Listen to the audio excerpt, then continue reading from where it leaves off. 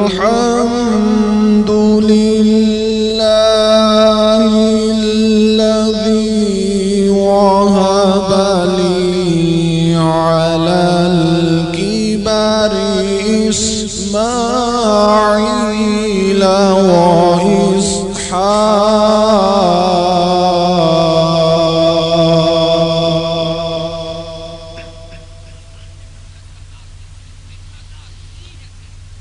إن ربي لسميع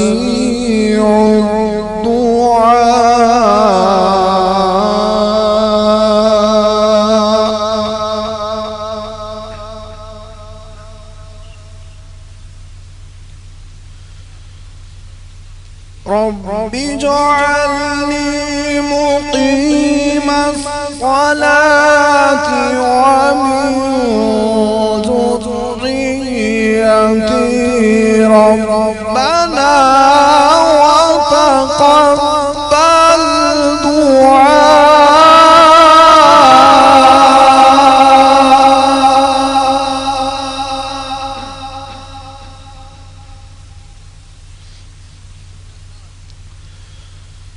ربنا اغفر لي ولوالدي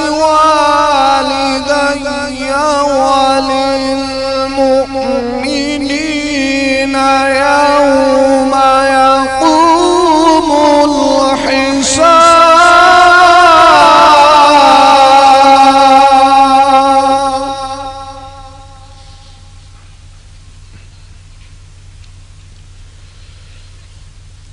الحساب ربنا اغفر لي ولوالدي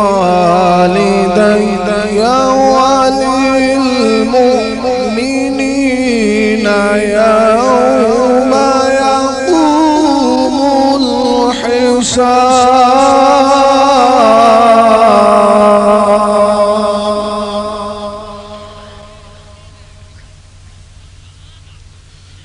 بسم الله الرحمن الرحيم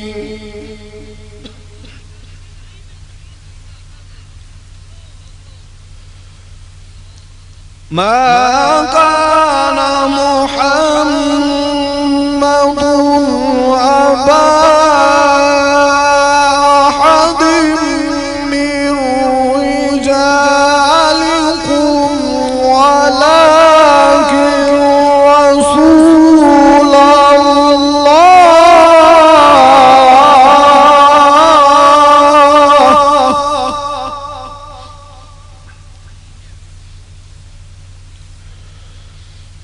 ولكن رسول الله وخاتم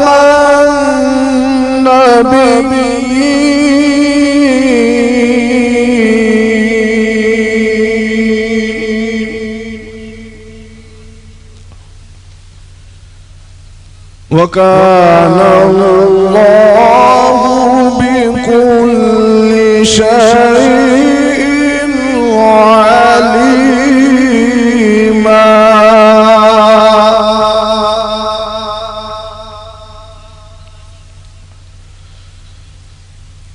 يا أيها الذين آمنوا اذكروا الله ذكرا كثيرا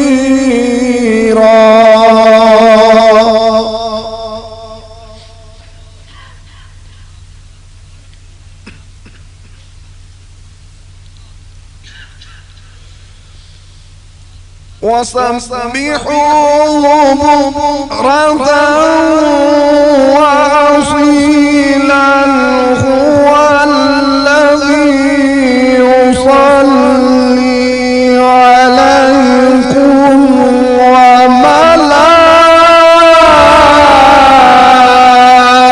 وملائكته ليخرجكم من الظلمات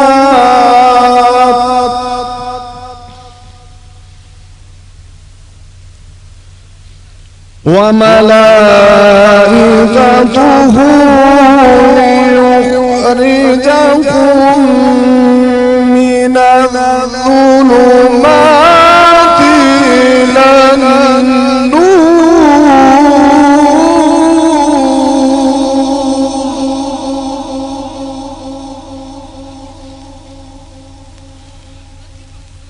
وكان بالمؤمنين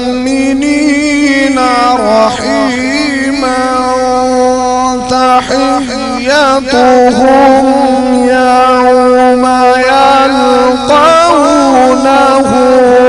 سلام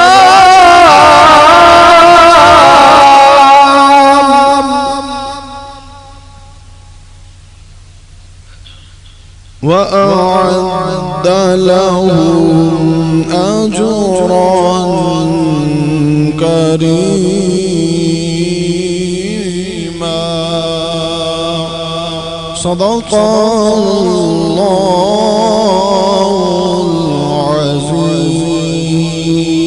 العظيم صلى الله عليك يا رسول الله سلم عليك يا حبيب الله صلى الله عليك يا رسول الله وسلم عليك يا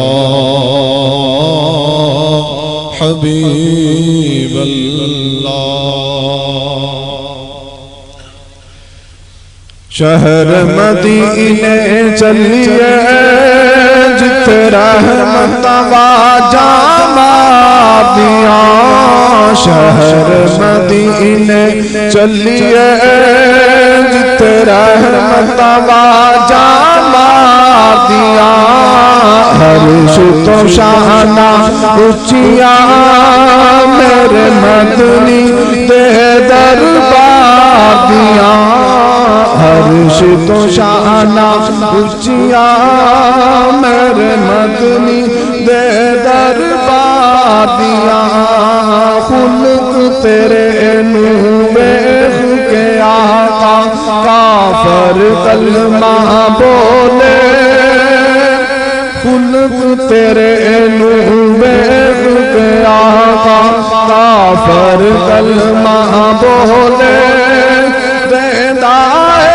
قرآن گوایا دیندہ ہے قرآن گوایا قابل کردار دیا شہر مدینے چلیے جتے رحمت واجہ دیا شہر مدینے چلیے جتے رحمت واجہ دیا شہر مدینے دے وچ میں کو ہر شے میں کنوالی شہر مدینے دے وچ میں کو ہر شے میں کنوالی سونا سونا گنبد خضرا سونا سونا گنبد خضرا کیا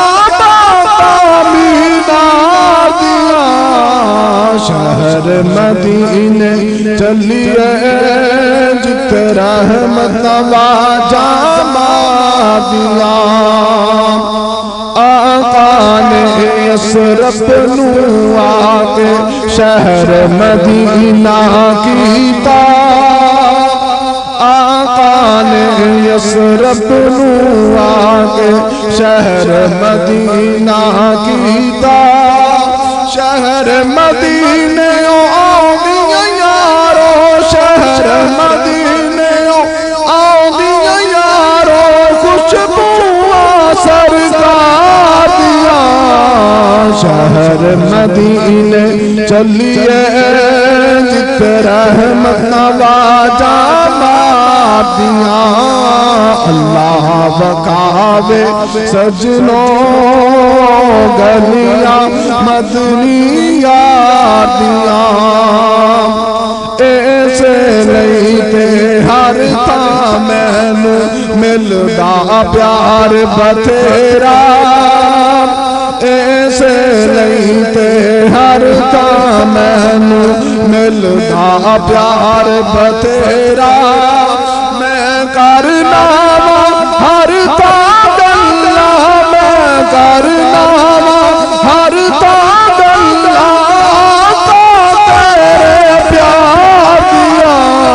شہر مدینے چلیے جت رحمت واجہ مار دیا عرش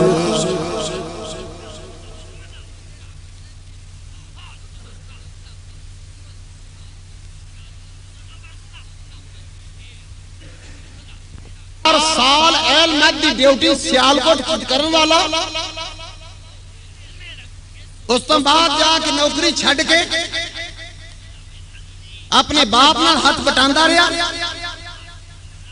ویکھیا کہ لوگ میرے گرد لوگ کافی تعداد نال کیونکہ انگریز پیسہ پرووائڈ کرتا پیا اس دی اپنی زبانی معلوم ہویا مرزا غلام احمد قادیانی آندا ہے میں 1905 وچ لنگر تقسیم کردا تھوڑ گیا کاٹا پہ گیا ماڑا ہو گیا میں دعا کرنی شروع کر دی تھی رب ذوالجلال 5 مارچ سن 1905 وچ رات نو ستا پیا ماں تے مینوں نوٹاں دیاں بوریاں آ گئیاں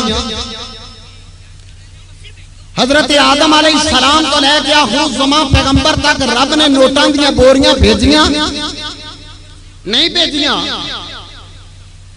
مریداں پوچھے حضرت صاحب سامنے کتاب الحمدللہ حقیقت اور وہی نظر آ رہی ہے انہاں بھی قبلہ ڈیٹیل نہ دسن دے میں چند باتاں کروں گا کہ پوچھا جی تہاڈے کول کون ہوندا ہے پہلے اس نے مجدد دا دعویٰ کیتا پھر حضرت عیسیٰ روح اللہ دی تمثیل بن گیا کہنے لگا میں ہی وہ عیسیٰ ہاں کنفرم کر گیا اپنے آپ نو پھر آخر تے بیڑا غرق ہویا آندا ہے میں ہی نبی ہاں استغفر اللہ معاذ اللہ رب فرماندا ہے لعنت اللہ علی الکاذبین جھوٹے تے خدا دی لعنت جھوٹے تے خدا دی لعنت جھوٹے تے خدا دی قرآن دے 1000ویں حصے دا بھی انکار کفر ہے جس طرح ارکان اسلام دے کسے رکن دا بھی انکار کرنا کفر ہے اس طرح یہ عقیدہ رکھنا کہ نبی تو بعد آخر الزمان پیغمبر تو بعد کوئی نبی آ سکتا ہے چاہے شرعی چاہے غیر شرعی کوئی بروزی کوئی ذلی کسے قسم دا مننا بھی کفر ہے مننا بھی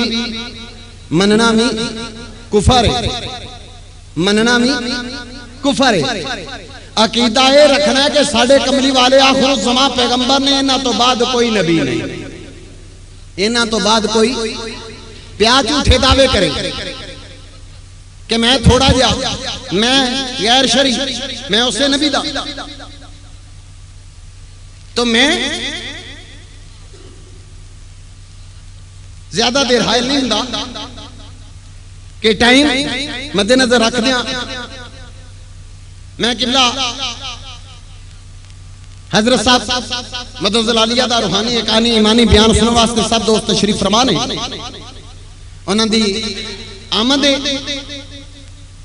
کہ حضرت صاحب دی خدمت عالیہ چرز کرانگا کہ حضور تو تشریف لیا اس کہی تھے نعرہ تکبیر نعرہ رسالت عظمت و شان مصطفیٰ عظمت و شان مصطفیٰ حضرت پیر حسام القیوم صاحب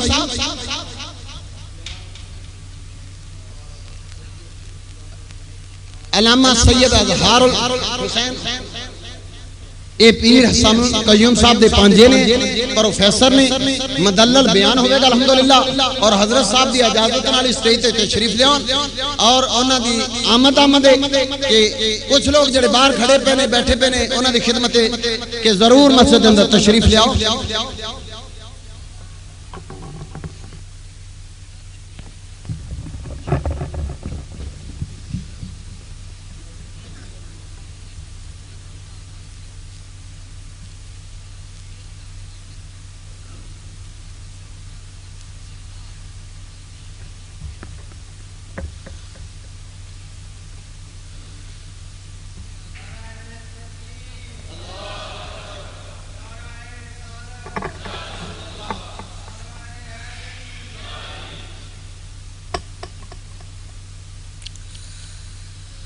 الحمدللہ نحمده ونستعینه ونؤمن به ونتوکل علیہ ونعوذ باللہ من شرور انفسنا ومن سیئات اعمالنا فمن يهده الله فلا مضل له فمن يضلله فلا هادي له ونشهد أن لا إله إلا الله وحده لا شريك له ونشهد أن محمدا عبده ورسوله أما بعد قال الله سبحانه وتعالى في القرآن الكريم والفرقان الحميد أعوذ بالله من الشيطان الرجيم بسم الله الرحمن الرحيم وتلك الرسل فضلنا بعضهم على بعض ورفع بعضهم درجات وآتينا عيسى ابن مريم البينات وأيدناه بروح القدس صدق اللہ العظیم ان اللہ وملائکتہ یصلون علی النبی یا ایہا الذین آمنوا صلوا علیہ وسلموا تسلیما اللہم صلی علی سیدنا ومولانا وحبیبنا وطبیبنا وشفیعنا وملجأنا ومعوانا محمد وآلہ واصحابہ وبارک وسلم علیہ. انتہائی واجب الاحترام مشائخ اعظام اور علماء اکرام اور دیگر انتہائی واجب القدر بزرگان و برادران،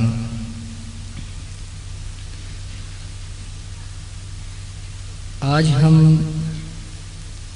ایک عظیم مقصد کے لیے اپنی ادنا سی کوششیں صرف کر رہے ہیں.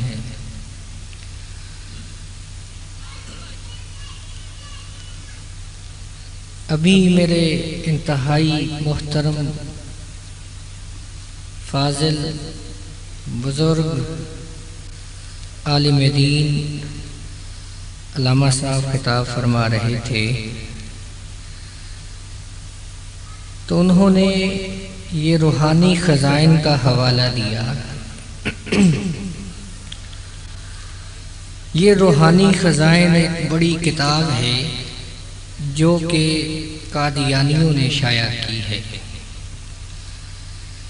جس میں انہوں نے مرزا غلام احمد اس کے بیانات جو کہ اس کے کلام کے مطابق وہی ہیں انہیں جمع کیا ہے، اور اس کے ساتھ ہی سیرت المہدی کے نام سے 2 جلدیں اس کے اندر شامل ہیں، جس میں مرزا قادیانی کی زندگی کے حالات درج ہیں. اب دیکھیے یہ یہاں پر اس لیے رکھے گئے ہیں کہ ہم جب اپنے نبی صلی اللہ علیہ وسلم آپ کی حیات مبارکہ کے بارے میں کچھ جاننا چاہیں تو پھر ہم قرآن پاک اٹھاتے ہیں اور حدیث مبارکہ صحاح ستہ یا دیگر سیرت کی کتابیں جو ہیں وہ اٹھاتے ہیں جب اپنے نبی کے بارے میں جاننا چاہیں. اسی طرح اگر مرزا قادیانی کی زندگی کے بارے میں جاننا چاہتے ہو تو پھر ہمیں ان بکواسیات کی ضرورت ہے، تاکہ کوئی یہ نہ کہہ سکے کہ آپ نے یہ جو بات کہی ہے کیونکہ آپ اس کے مخالف ہیں اس لیے کہہ رہے ہیں. تو مرزا قادیانی قادیانیوں کی نظر میں کیسا ہے، یہ ایک کتاب اس پر دلالت کرتی ہے. پہلی بات. دوسری بات یہ دوسری بات اس کے اندر یہ ہے کہ حضور صلی اللہ علیہ وسلم اور ختم نبوت، آپ کا آخری نبی ہونا،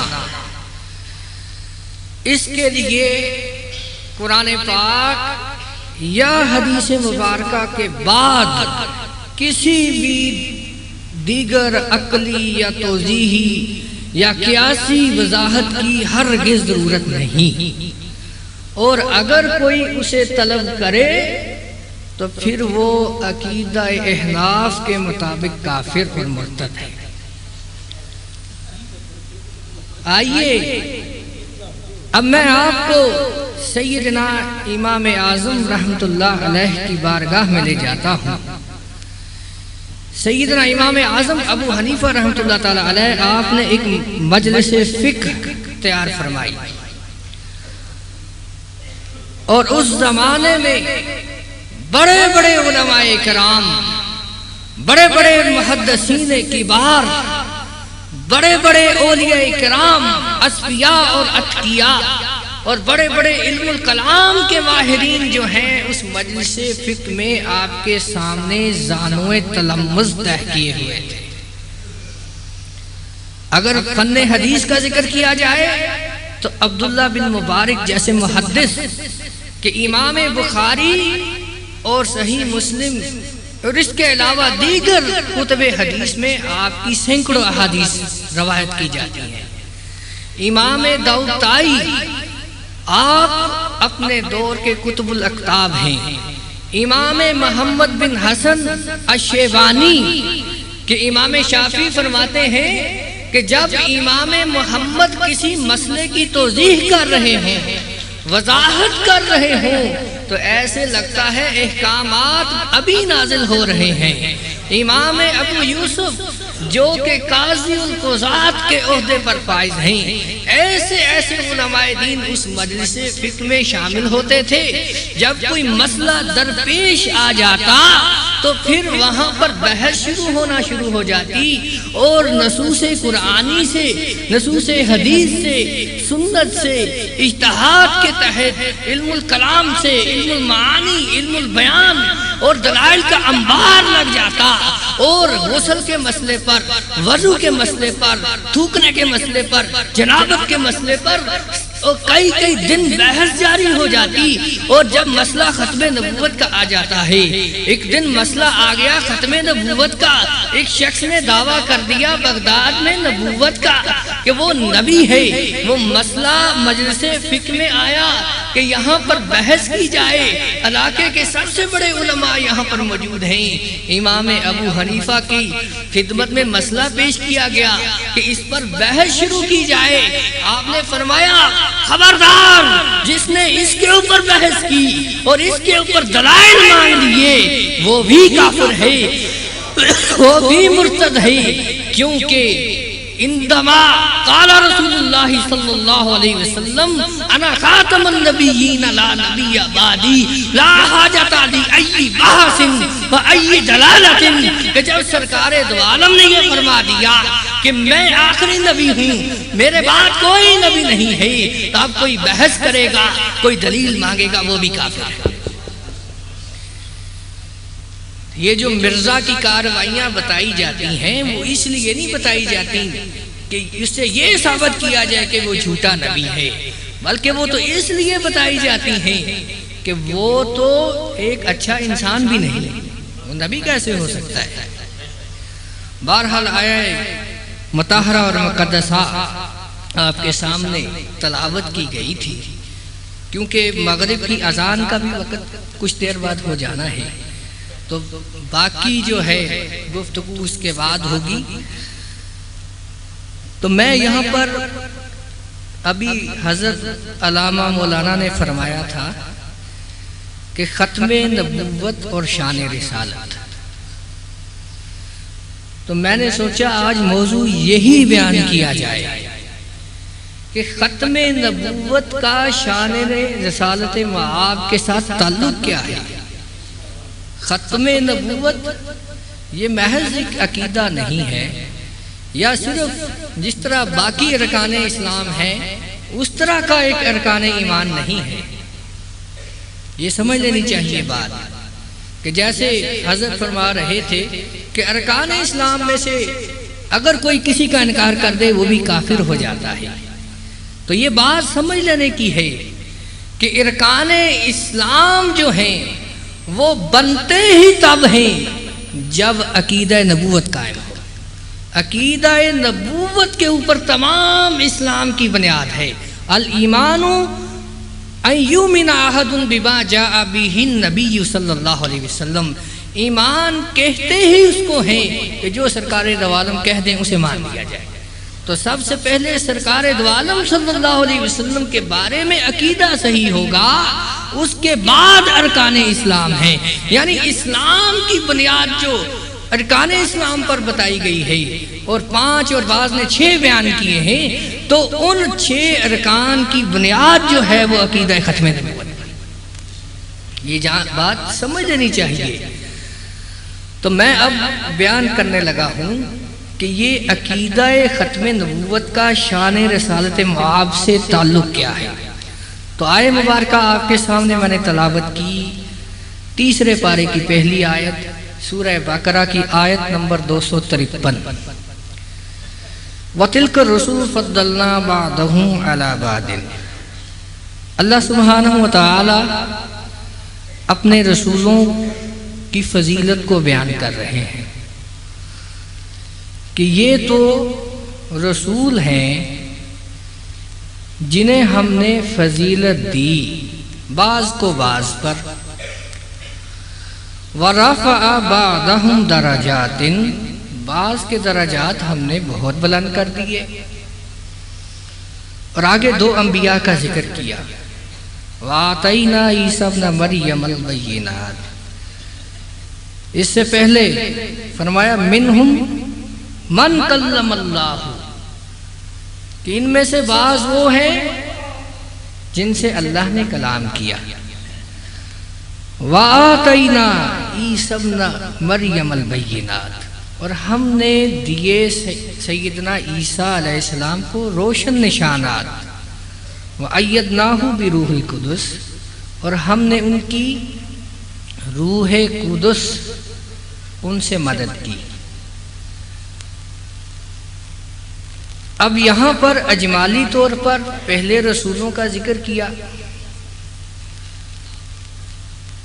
اس میں سرکار دو عالم علیہ السلام کے علاوہ تمام رسول شامل ہیں۔ اب آپ کہیں گے کیا سرکار دو عالم رسول نہیں تھے؟ ایسا نہیں ہے۔ اس آیت کا ما فی الضمیر فی الکلام کیا ہے اس سے سمجھنا پڑے گا، کیونکہ فضلنا کا جو معنی ہوتا ہے کہ ای وہ ایک دوسرے سے بلند مقام حاصل کرے، اور یہاں پر رسولوں کے اندر جو ایک دوسرے سے درجہ عالیہ ہے اس کی کیفیت کلی نہیں ہے۔ یعنی کوئی بھی رسول جن کا یہاں پر ذکر کیا جا رہا ہے وہ مکمل طور پر دوسرے سے افضل نہیں ہے، یہ جزوی فضیلت ہے کہ سیدنا آدم علیہ السلام آپ کو ایک جزوی فضیلت حاصل ہے کہ آپ مسجود ملائک ہیں، اللہ تعالیٰ نے آپ کو آپ کی تخلیق فرمائی، آپ کو بغیر ماں باپ کے پیدا فرمایا۔ سیدنا نوح علیہ السلام ایک جزوی فضیلت رکھتے ہیں کہ ایک عرصہ جو ہے آپ نے دین کی دعوت دی، اور 900 سال کے قریب آپ نے دین کی دعوت دی، آپ نبی الدعویٰ ہیں۔ اتنی لمبی دعوت جو ہے کسی اور نبی کے حصے میں نہیں آئی، اور یہ دعوت بھی آپ کا معجزہ ہے، اور پھر اس طوفان سے آپ کی کشتی کا باہر آنا بھی ایک معجزہ ہے۔ آپ کو یہ فضیلت عطا فرمائی، سیدنا یوسف علیہ السلام کو حسن میں فضیلت عطا فرمائی، اور اسی طرح انبیاء کو کسی ایک چیز میں جزوی فضیلت دوسرے نبی پر عطا کی گئی۔ اسی طرح آخر میں 2 انبیاء کا ذکر کیا گیا، سرکار دو عالم صلی اللہ علیہ وسلم کا اس کے اندر ذکر نہیں کیا گیا۔ تو محدثین اکرام اور امام فخر الدین رازی رحمۃ اللہ تعالی علیہ اس مسئلے کو جو ہے وہ حل کرتے ہیں اور کہتے ہیں کہ سیدنا موسیٰ اور عیسیٰ کا ذکر اس لیے کیا گیا ہے کہ دیگر انبیاء کی امتیں ختم ہو چکی ہیں، ان کے ماننے والے اب اس دنیا میں موجود نہیں ہیں، اس لیے اب سیدنا عیسیٰ اور موسیٰ کے ماننے والے یہودی اور نصرانی جو ہیں وہ یہاں پر موجود ہیں، اس لیے ان کا ذکر کیا گیا اور باقیوں کا جو ہے ذکر ناموں کے ساتھ نہیں کیا گیا۔ تو اب یہاں ایک اور سوال پیدا ہوا کہ سرکار دو عالم صلی اللہ علیہ وسلم کا ذکر کیوں نہیں کیا گیا، کیا وجہ تھی؟ تو فرماتے ہیں کہ یہاں جو تفضیل جو ہے وہ ایک دوسرے سے موازنہ ہو رہا ہے، ایک دوسرے سے مقابلہ ہو رہا ہے، ایک کو دوسرے سے بڑھایا جا رہا ہے، تو اب یہاں سرکار دو عالم صلی اللہ علیہ وسلم کا ذکر نہیں ہو سکتا تھا، کیونکہ سیدنا آدم مسجود ملائکہ تھے، سیدنا آدم بغیر ماں باپ کے پیدا کیے گئے، سیدنا آدم علیہ السلام اللہ تعالیٰ نے انہیں اپنے ہاتھ سے پیدا کیا گیا۔ تو فرماتے ہیں کہ فرشتوں کو حکم دیا گیا کہ آدم علیہ السلام کو سجدہ کر دو، لِأَنَّهُ نُورُ النَّبِيِّ صلی اللہ علیہ وسلم مُنَوِّرٌ فِي جَبْهَةِ آدم علیہ السلام۔ وہ سجدہ اس لیے کیا گیا تھا کہ سرکار دو عالم کا نور آدم علیہ السلام کی پیشانی کے اندر چمک رہا تھا۔ سیدنا نوح علیہ السلام ان کو بڑی فضیلت دی گئی، انہوں نے بڑی دعوت کی، لیکن جب کشتی کے اندر مشکلات کا شکار ہو گئے تو سرکار دو عالم کا وسیلہ پکڑنا پڑا، کشتی جو ہے پار لگ گئی۔ سیدنا یوسف علیہ السلام اللہ نے بڑا حسن دیا، کہتے ہیں کہ عزیز مصر کی بیوی جو ہے اس نے کیا کہا، اس کے بارے میں باتیں مشہور ہونے لگیں، ایک نوجوان پر عاشقہ ہو گئی ہے، یہ کیسی عورت ہے، بادشاہ کی بیوی ہو کر کیا کرتی ہے۔ اس نے ایک پروگرام بنایا اور ایک بڑے ہال کے اندر تمام شہر کی خوبصورت لڑکیوں کو جمع کر دیا، ان کے آگے پھل رکھ دیے، چھریاں ہاتھوں میں پکڑا دیں۔ قرآن پاک سورہ یوسف میں اس بات کو ایسے بیان کرتا ہے کہ جب سیدنا یوسف علیہ السلام ان کے سامنے سے گزرے، فَلَمَّا رَأَيْنَاهُ فَأَكْبَرْنَاهُ وَقَطَّعْنَا أَيْدِيَهُنَّ وَقُلْنَا حاشا للہ ما ھذا بشر ان ھذا الا ملک کریم۔ کہ دیکھو کہ جب سیدنا موسیٰ علیہ السلام سیدنا یوسف علیہ السلام سامنے سے گزرے، انہوں نے چھریاں اپنے ہاتھوں پر چلا لی، ہاتھ کٹ گئے، خون بہنے لگا، انہیں پتہ نہ چلا، وہ کھڑی ہو گئیں اور کہنے لگیں کہ یہ تو کوئی فرشتہ ہی ہے، یہ تو کوئی انسان نہیں ہو سکتا۔ ادھر سرکار دو عالم صلی اللہ علیہ وسلم، آپ کا حسن کیسا حسن ہے کہ سرکار دو عالم صلی اللہ علیہ وسلم سے ایک بار پوچھا گیا، یا رسول اللہ سیدنا یوسف علیہ السلام کا حسن دیکھ کر لوگوں عورتوں نے ہاتھ کاٹ لیے تھے، آپ کا حسن جو ہے اسے دیکھ کر ایسے واقعات نہیں ہوئے۔ تو سرکار دو عالم نے فرمایا، بارگاہ الہی سے مشیت یہ تھی کہ میرے حسن کے اوپر اللہ نے 70,000 پردے ڈال دیے ہیں، اگر وہ پردے نہ ہوتے تو یوسف علیہ السلام کے حسن کو دیکھ کر عورتوں نے اپنی انگلیاں کاٹ لی تھیں، میرے حسن کو عیاں دیکھ کر لوگ اپنی گردنیں کاٹ لیتے۔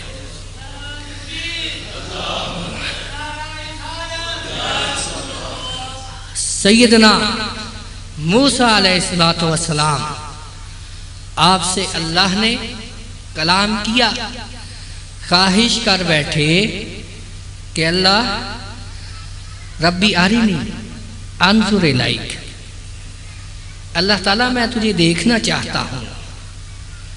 اللہ نے کہا لن ترانی، قال لن ترانی، موسیٰ علیہ السلام تم مجھے نہیں دیکھ سکتے، ولیکن انظر الی الجبل، وہ جو دور پہاڑ ہے۔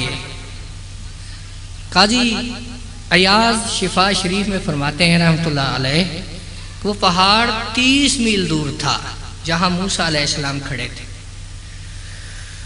کہا انظر الی الجبل ان استقر مکانہ فسوف ترانی، کہ موسیٰ علیہ السلام اس 30 میل دور پہاڑ جو ہے اس کی طرف نظر دوڑاؤ، اگر وہ اپنی جگہ پر رہ گئے تو پھر تم مجھے دیکھ سکتے ہو۔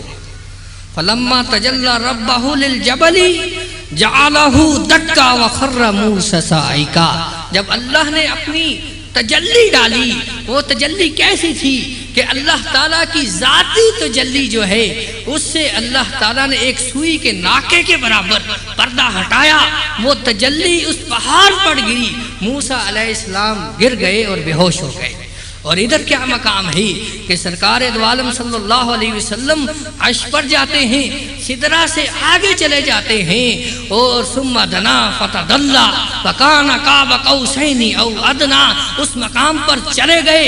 اللہ تعالیٰ نے سرکار کے نظارے کی قوت کو بیان کیا اور فرمایا ما زاغ البصر وما طغی۔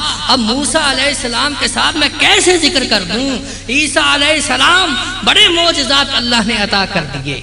کہتے ہیں کہ عیسیٰ علیہ السلام کو اللہ نے بڑے معجزات عطا کیے۔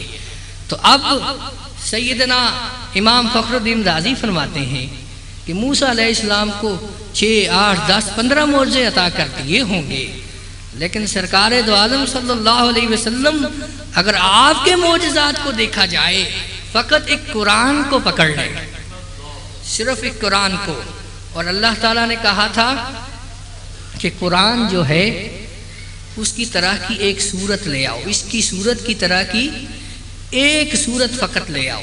امام فخر الدین رازی فرماتے ہیں کہ اس قرآن کی سب سے چھوٹی صورت سورہ کوثر ہے، اور اس کے اندر 3 آیات ہیں، تو تمام دنیا عاجز ہے 3 آیات قرآن کی مثل لانے کی۔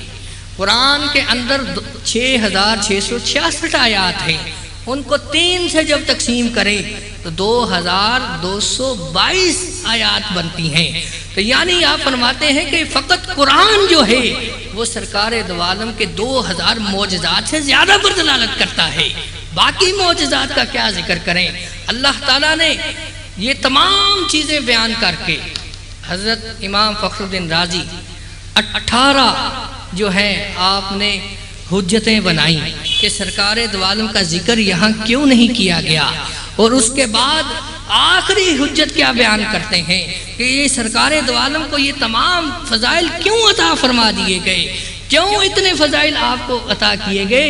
اس لیے لِأَنَّهُ كَانَ خَاتَمَ النَّبِيِّينَ وَوَجَبَ لَهُ الْفَضِيلَةُ، اس لیے کہ وہ خاتم النبیین تھے، اس لیے یہ تمام فضیلتیں آپ کو عطا کر دی گئی۔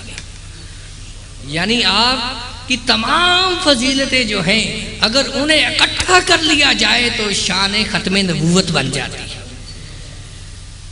اب ہمیں پتہ چلا کہ یہ جو ختم نبوت جو ہے یہ فقط ایک عقیدہ نہیں ہے، یہ سرکار دو عالم صلی اللہ علیہ وسلم کی شان ہے، آپ کے سر کا تاج ہے۔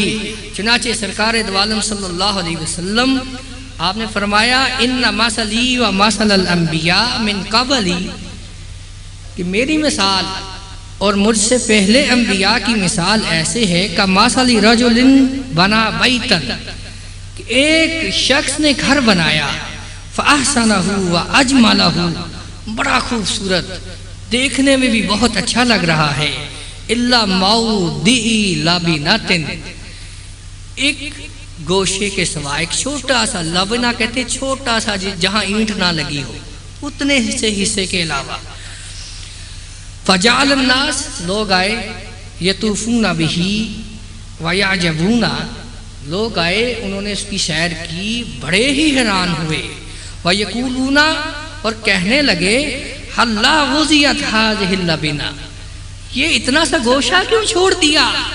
قال فانا اللبنہ، میں وہ اینٹ ہوں، میں وہ اینٹ ہوں، وانا خاتم النبیین، میں آخری نبی ہوں، اس گوشے کو پر کرنے کے لیے میں بھیجا گیا ہوں۔ اب اس حدیث کے اوپر اگر غور ڈالیں، یہ ایک مسجد ہے، اس مسجد کے اوپر آپ سب پھر کر دیکھ لیں، کہیں کہیں چھوٹا گوشہ جو ہے آپ کو اگر نظر آئے گا تو آپ اسے درگزر کر دیں گے، ایک چھوٹی سی اینٹ جو ہے نہ لگی ہو آپ اسے درگزر کر دیں گے، لیکن یہ اگر اینٹ جو ہے اس جگہ پر جہاں مسجد کا نام لکھا ہوتا ہے اس جگہ پر ہو اور وہاں مسجد کا نام بھی نہ لکھا ہو تو پھر آپ بڑے پریشان ہوں گے کہ دیکھتے ہی ایک تو وہ بڑی عیاں ہوگی، واضح ہوگی، اور مسجد کا نام بھی نہیں لکھا ہوا۔ اسی طرح تمام انبیاء کرام آتے رہے اور قصر نبوت کی تعمیر کرتے رہے۔ آخر وہ جگہ جہاں لکھا جانا تھا یہ قصر نبوت کس کا ہے، وہ نام لکھا جانا تھا، وہ جگہ خالی پڑی تھی۔ سرکار دو عالم صلی اللہ علیہ وسلم آ گئے اور اس جگہ جو ہے وہ پر ہو گئی اور وہاں لکھ دیا گیا کہ محمد رسول اللہ و خاتم النبیین۔ اور یہ قصر ختم نبوت سرکار دو عالم صلی اللہ علیہ وسلم کا ہے۔ اذان کا جب وقت ہو مجھے ذرا بتا دیجئے گا۔ تو اب اللہ تعالیٰ نے نص قطعی کے ساتھ واضح فرما دیا کہ اب کوئی نبی نہیں آنا، یہ قصر نبوت مکمل ہو چکا ہے، اس کے اندر رد و بدل کرنا حرام ہو چکا ہے۔ حرام کسے کہتے ہیں؟ کبھی سوچا آپ نے؟ مختلف لغویین یعنی علم لغت کے ماہر آپ فرماتے ہیں کہ حرام کا لغوی معنی ہے الشیء الذی منع بہ، ایسی چیز جس سے روک دیا جائے، منع کر دیا جائے۔ اور یہ ممانعت دو وجہ سے ہوتی ہے۔ کتنی وجہ سے ہوتی؟ دو وجہ سے۔ ایک اس کے عزت اور احترام کی وجہ سے، اور دوسری ممانعت اس لیے ہوتی ہے کہ اس سے ہمیں نقصان پہنچ سکتا ہے۔ کیا پہنچ سکتا ہے؟ نقصان پہنچ سکتا ہے۔ جیسے انسان کا گوشت کھانا اس لیے حرام ہے اس کی عزت اور حرمت کی وجہ سے، اس کے اکرام کی وجہ سے۔ اور خنزیر کا گوشت کھانا کس لیے منع ہے؟ اس لیے وہ کھائیں گے تو جو وہ کھانے والے کر رہے ہیں تم بھی کرو گے، جو خنزیر کھانے والے کر رہے ہیں تم بھی کرو گے، بغیرت کر دے گا، اس لیے منع کیا گیا، اس سے نقصان پہنچے گا۔ اب یہ قصر ختم نبوت کو چھیڑنے سے اس کی حرمت اکرام کی وجہ سے اور عظمت کی وجہ سے منع کر دیا گیا۔ یہ ختم نبوت کا حرام جو ہے، نبی کا آنا حرام اس لیے قرار دے دیا گیا کہ اب کوئی اگر نبوت کا دعویٰ کرے گا تو اس نے ختم نبوت کے والی کی توہین کر دی ہے، اس کے احترام کو ختم کر دیا ہے۔ یہ ختم نبوت کا عقیدہ ہے۔ اب دیکھیے ختم نبوت کے منکر کو قتل کیوں کیا جاتا ہے اسلام میں؟ کوئی عیسائی یہودی ہو جائے اسے کوئی قتل نہیں کرتا، کوئی عیسائی ہندو ہو جائے اسے کوئی قتل ڈال دیا ہے، گستاخی کر دی ہے، اس لیے جو ہے اسے قتل کا حکم ہے۔ یہ وجہ ہے، اس کی فلسفی کو سمجھنا بہت ضروری ہے۔ یہ عقیدہ ختم نبوت کوئی عام چیز نہیں کہ جیسے کوئی عیسائی ہو جائے کوئی مسئلہ نہیں، کوئی یہودی ہے کوئی مسئلہ نہیں، کوئی ہندو ہے کوئی مسئلہ نہیں، لیکن اگر کوئی منکر ختم نبوت ہے تو مسئلہ ہے۔ پہلا مسئلہ تو یہ۔ دوسرا مسئلہ اس کے اندر جو ہے سوچنے والا بڑا ضروری ہے، وہ کیا ہے؟ وہ یہ ہے کہ سرکار دو عالم صلی اللہ علیہ وسلم آپ نے آدم علیہ السلام کو بھیجا تاکہ بعد میں آنے والوں کو پتہ چلے میرا محبوب کیسا ہوگا، اندازہ ہو جائے۔ اس نے یوسف کو پیدا کیا تاکہ میرے محبوب کا حسن پتہ چل جائے۔ سیدنا عیسیٰ علیہ السلام ان سے مردے زندہ کروا دیے، پتہ چل جائے کہ میرے محبوب کے غلام مردے زندہ کریں گے۔ تمام انبیاء کرام اس لیے بھیجے گئے تاکہ سرکار دو عالم صلی اللہ علیہ وسلم کی شان کا کوئی تخیل پیدا ہو سکے۔ اور اگر آج کوئی نبوت کا دعویٰ کرتا ہے یا جھوٹا نبی جو ہے وہ اس لیے واجب القتل جو ہے کہ اسے قرار دیا جاتا ہے کہ نبوت کا تصور ہی مسخ ہو جائے گا، پھر یہ تصور آ جائے گا کہ کوئی زانی بھی نبی ہو سکتا ہے، کوئی فاسق بھی نبی ہو سکتا ہے، کوئی شرابی بھی نبی ہو سکتا ہے، کوئی مرگی کا مریض بھی جو ہے وہ بھی نبی ہو سکتا ہے، کوئی چور اچکا بھی جو ہے وہ نبی ہو سکتا ہے۔ اس لیے کہا کہ اگر کوئی نبوت کا دعویٰ کر دے اسے قتل کر دینا، تاکہ یہ میرے تمام انبیاء کی توہین نہیں، تاکہ لوگ یہ سوچیں گے کہ یہ نبی ایسا ہے تو پچھلے نبی معاذ اللہ ثم معاذ اللہ، یہ عقیدہ ہے ختم نبوت۔ اس لیے جو ہے اس کے اوپر ہاتھ ڈالنے والے سرکار دو عالم کی ردائے ختم نبوت، اس کو اچکنے والے کو قتل کی سزا ہے۔ میرا خیال ہے کہ وقت اذان ہوا چاہتا ہے، انشاءاللہ تعالی اس کے بعد جو ہے نماز کے بعد مزید چلیں گے۔ اما بعد فاعوذ باللہ من الشیطان الرجیم، بسم اللہ الرحمن الرحیم۔ وَتِلْكَ الرُّسُلُ فَضَّلْنَا بَعْضَهُمْ عَلَى بَعْضٍ وَمِنْهُمْ مَنْ كَلَّمَ اللَّهُ وَرَفَعَ بَعْضَهُمْ دَرَجَاتٍ وَآتَيْنَا عِيسَى ابْنَ مَرْيَمَ الْبَيِّنَاتِ وَأَيَّدْنَاهُ بِرُوحِ الْقُدُسِ۔ صدق اللہ العظیم۔ مزید بیان سے پہلے میں آنے والے معزز علماء کرام کو خوش آمدید کہتا ہوں۔ الحمدللہ میں اکثر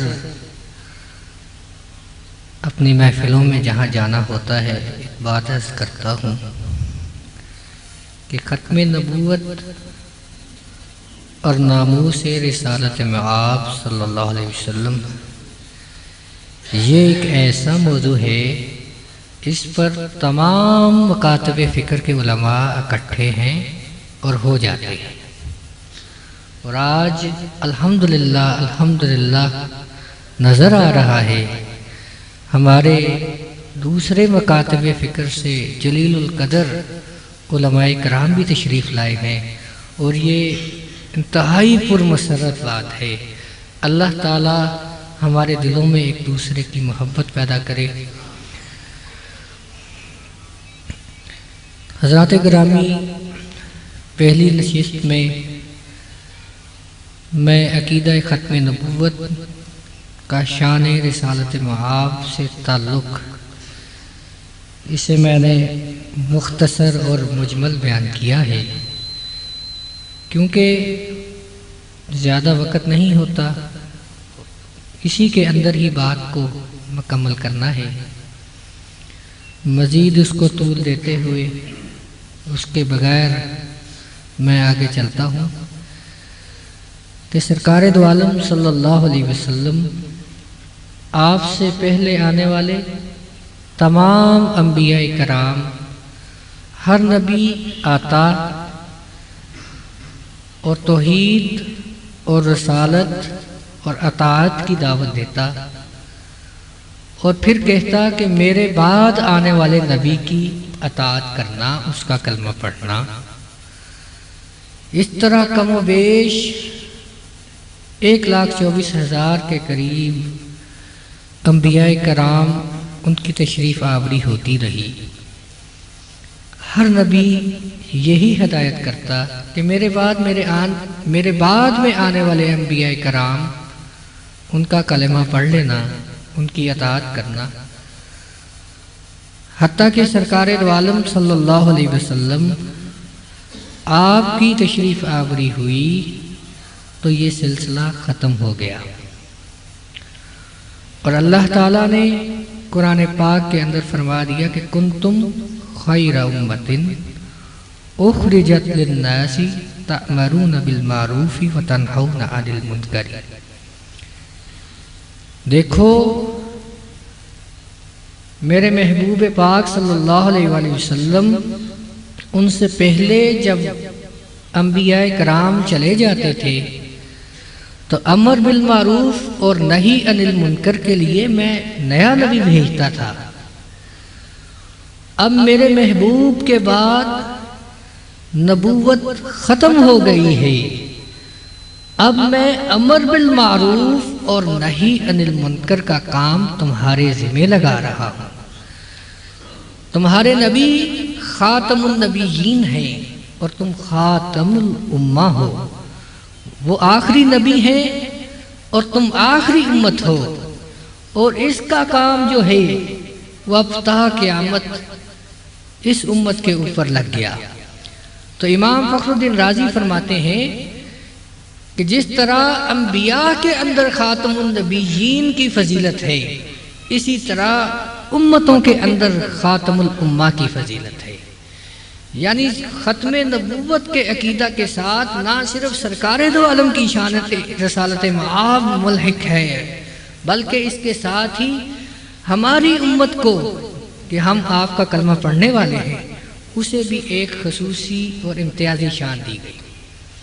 اور منکر ختم نبوت نہ صرف شان رسالت معاب کے اوپر ہاتھ ڈالتا ہے، اس پر ڈاکہ زنی کرتا ہے، اور اس کے ساتھ ہی وہ آخری امت جو اللہ تعالیٰ نے سرکار دو عالم کے کلمہ پڑھنے والوں کو اعزاز اور اکرام بخشا ہے، اس پر بھی ڈاکہ ڈالتا ہے، اور اس نے اپنے اقوالات کے اندر وہ دل آزاریاں کی ہیں کہ جن کو سننے سے کان بہرے ہو جاتے ہیں، دکھ اور تکلیف اور سرکار دو عالم صلی اللہ علیہ وسلم کی محبت کا ایک طوفان جو ہے وہ دلوں کے اندر برپا ہو جاتا ہے۔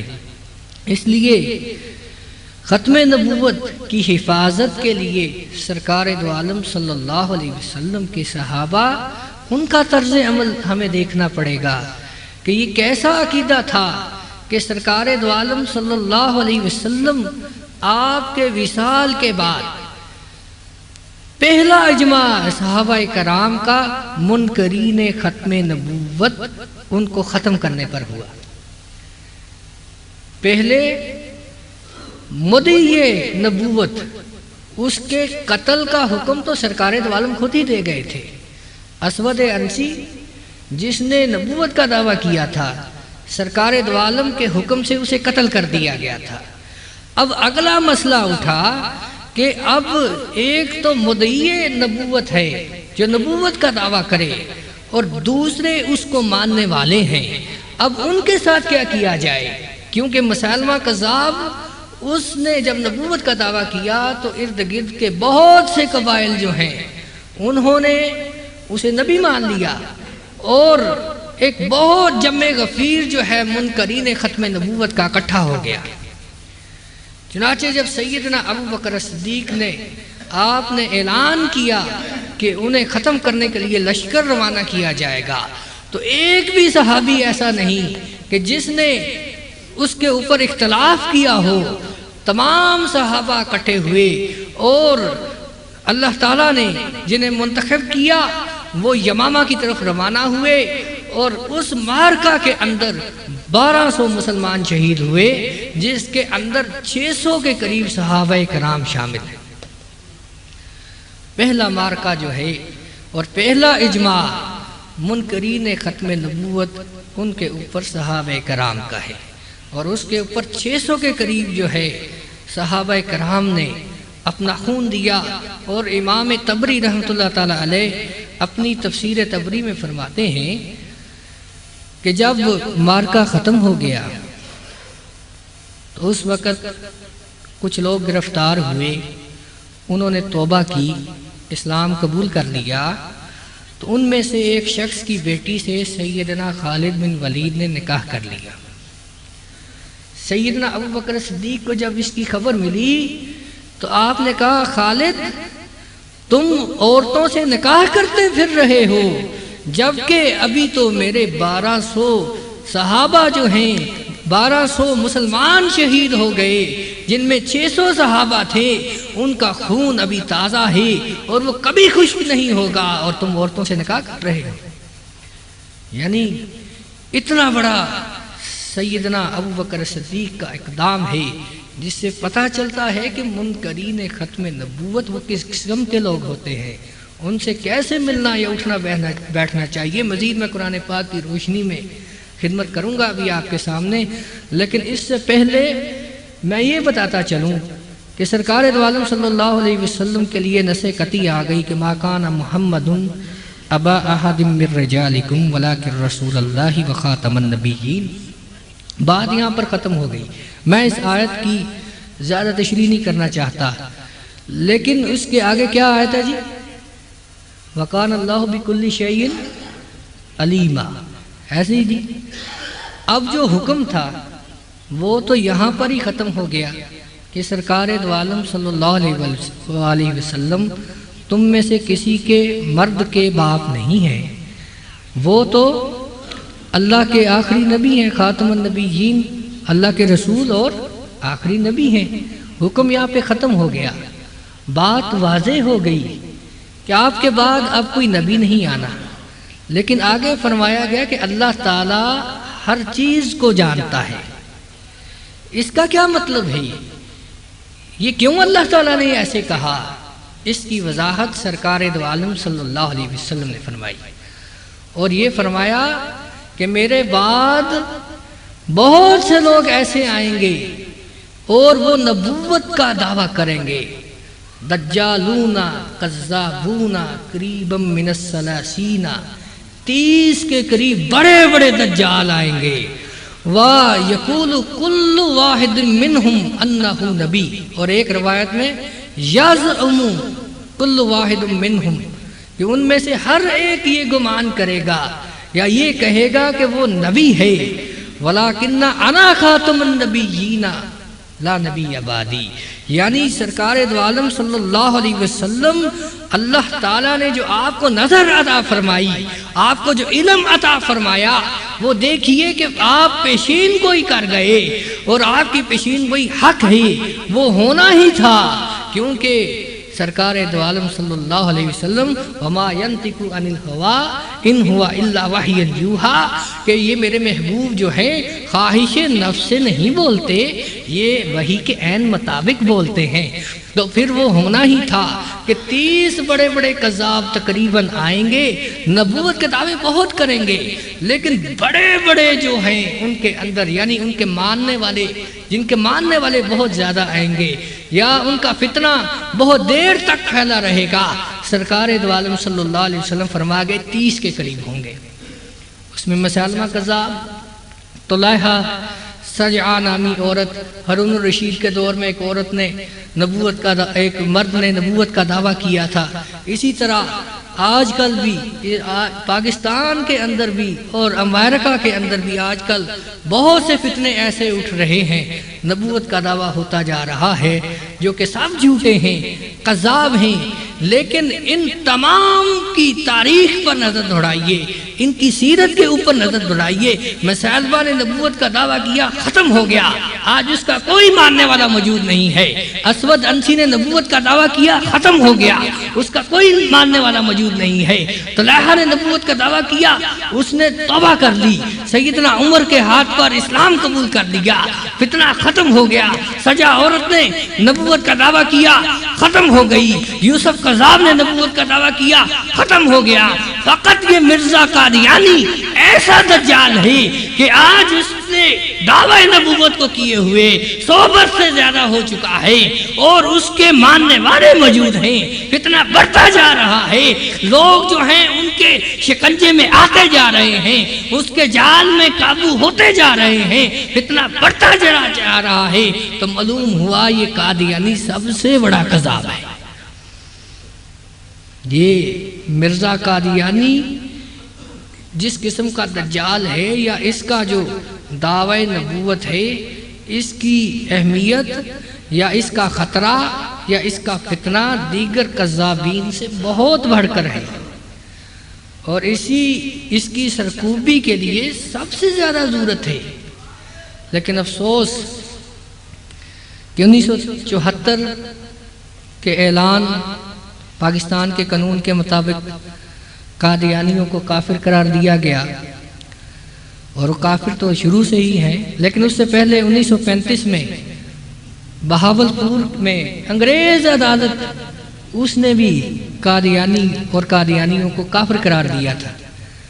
لیکن ہم ایک دوسرے کے فروعی اختلافات میں الجھے رہے، ہم ایک دوسرے سے لڑتے بھڑتے رہے ہیں، لیکن تاریخ شاہد ہے کہ 74 کی جو تحریک ختم نبوہ تھی اس میں تمام مکاتب فکر کے علماء اکٹھے ہو گئے، اور دیکھیے کہ اتحاد میں برکت ہے، فی الاتحادی برکت و قوت۔ اللہ تعالیٰ نے اجر دیا، قادیانیوں کو کافر قرار دے دیا گیا، اور 1984 کے اندر جو ہے پھر امتناع قادیانیت آرڈیننس جو ہے یہ منظور ہوا، جس کے تحت اب قادیانی اپنی مسجد کو جو ہے اپنی عبادت گاہ کو مسجد نہیں کہہ سکتے، اور اس کے اندر مینار تعمیر نہیں کر سکتے۔ وہ مرزا قادیانی ایسا رذیل اور غلیظ شخص ہے جس نے اپنی عورتوں کو امہات المومنین کہنا شروع کر دیا تھا، اور دیکھیے وہ کیسا شخص ہے کہ جس نے اپنی زانیہ اور فاحشہ بیٹی کو اس نے فاطمہ الزہرا کہنا شروع کر دیا، سیدۃ النساء العالمین کہنا شروع کر دیا، اور اس نے جو ہے اپنے خلیفوں کو خلفائے راشدین کہنا شروع کر دیا۔ ایسا رذیل شخص ہے۔ تو قادیانی آرڈیننس کے تحت اب وہ کوئی بھی کسی بھی خلیفہ کو خلیفہ راشد نہیں کہا جا سکتا، کسی بھی عورت کو ام المومنین نہیں کہا جا سکتا، لیکن وہ کہہ رہے ہیں، لٹریچر چھپ رہا ہے، یہ کوئی پرانی چھپی ہوئی کتاب نہیں، یہ آپ کے سامنے اتنا بڑا پلندہ موجود ہے، یہ چھپ رہا ہے۔ کیوں؟ اس لیے کہ وہ محبت کا جنوں باقی نہیں ہے، مسلمان میں خون باقی نہیں ہے، صفیں کج دل پریشان صدقہ بے ذوق، وہ جذب اندروں باقی نہیں ہے۔ ہم ختم ہو گئے، ایک دوسرے سے لڑ کر بھیڑ کر ختم ہو گئے، تباہ ہو گئے، اور دشمن تنا اور درخت بن گیا، اور انہوں نے اسلام کو ایسا نقصان پہنچایا، ایسا نقصان پہنچایا اور پہنچا رہے ہیں کہ ہم پھر بھی سوئے ہوئے ہیں۔ قادیانی کیسا شخص تھا، کس کماش کا شخص تھا کہ بچپن میں آوارہ گرتی میں عمر بتائی، اور روحانی خزائن کے اندر ان کے ایک صاحبزادے لکھتے ہیں کہ والدہ یعنی کہ والدہ محترمہ فرماتی ہیں کہ مرزا قادیانی کی ماں نے یہ بات بتائی کہ وہ جو مرزا قادیانی ہے بچپن میں چڑیوں کے شکار کا شوقین تھا، اور اگر کبھی کوئی چڑیا قابو آ جاتی، چھری نہ ہوتی تو سرکنڈے سے چڑی ذبح کر لیتا تھا۔ اس کماش کا شخص بچپن اس قسم کا مرگی کے مریض تھے، مراک مرگی کا مریض شخص تھا، اور اسے مرگی کے دورے کثرت سے پڑا کرتے تھے۔ اس کے علاوہ جو ان کے اعلیٰ ان کی جو خوبیاں ہیں وہ میں آپ کے سامنے بیان کرتا ہوں کہ مرزا صاحب شراب کا استعمال بکثرت کرتے تھے۔ اس عادتاً میں نوشی کا جواز فراہم کرنے کے لیے مرزا صاحب اور ان کے حواریوں نے اسے بھی نعوذ باللہ شریعت قرار دے ڈالا۔ چنانچہ ان کا ایک معتقد ڈاکٹر بشارت احمد قادیانی جواز پیش کرتا ہے کہ آپ نے ٹانک وائن کا استعمال اندرین حالات کیا ہوا ہے، ٹانک وائن تو پس مطابق شریعت ہے۔ آپ تمام دن تصانیف کے کام میں لگے رہتے تھے، راتوں کو عبادت کرتے تھے، بڑھاپا بھی پڑتا تھا، تو اندرین حالات اگر ٹانک وائن بطور علاج پی بھی لی ہو تو کیا قباحت ہے۔ اور اس کی تحقیق جب کی گئی کہ ٹانک وائن کسے کہتے ہیں، ٹانک وائن ایک قسم کی طاقتور اور نشہ دینے والی شراب ہے جو ولایت سے سربند بوتلوں میں آتی ہے۔ اسی طرح مرزا صاحب افیم کے عادی تھے، کثرت سے افیم کھایا کرتے تھے، اور آگے فرماتے ہیں وہ کبھی کبھی زنا بھی کر لیا کرتے تھے۔ چنانچہ روزنامہ الفضل یہ قادیان سے شائع ہوتا ہے، 1938 سے شائع کیے گئے شمارے میں لکھتے ہیں کہ حضرت مسیح موعود نعوذ باللہ، یہ مرزا کو وہ کہتے ہیں، ولی اللہ تھے، اور ولی اللہ بھی تو کبھی کبھی زنا کر لیا کرتے تھے، استغفر اللہ۔ اب یہ دیکھیں، یہ اولیاء کرام کی توہین نہیں تو کیا ہے؟ اگر انہوں نے کبھی کبھار زنا کر لیا تو اس میں حرج کیا ہوا؟ پھر لکھا ہے ہمیں حضرت مسیح یعنی مرزا قادیانی پر اعتراض نہیں، کیونکہ وہ کبھی کبھی زنا کیا کرتے تھے، لیکن ہمیں اعتراض اپنے موجودہ خلیفہ پر ہے، کیونکہ وہ تو ہر وقت زنا کرتا رہتا ہے۔ روزنامہ الفضل، قادیان، دارالامان سے چھپا ہوا، مورخہ 31 اگست 1938۔ اب رہی بات مرزا صاحب کا کماش، تو آپ کو پتہ چل ہی گیا، ذہین اتنے تھے کہ 2 بار پٹواری لگنے کا امتحان دیا، فیل ہو گئے، بہت ذہین تھے۔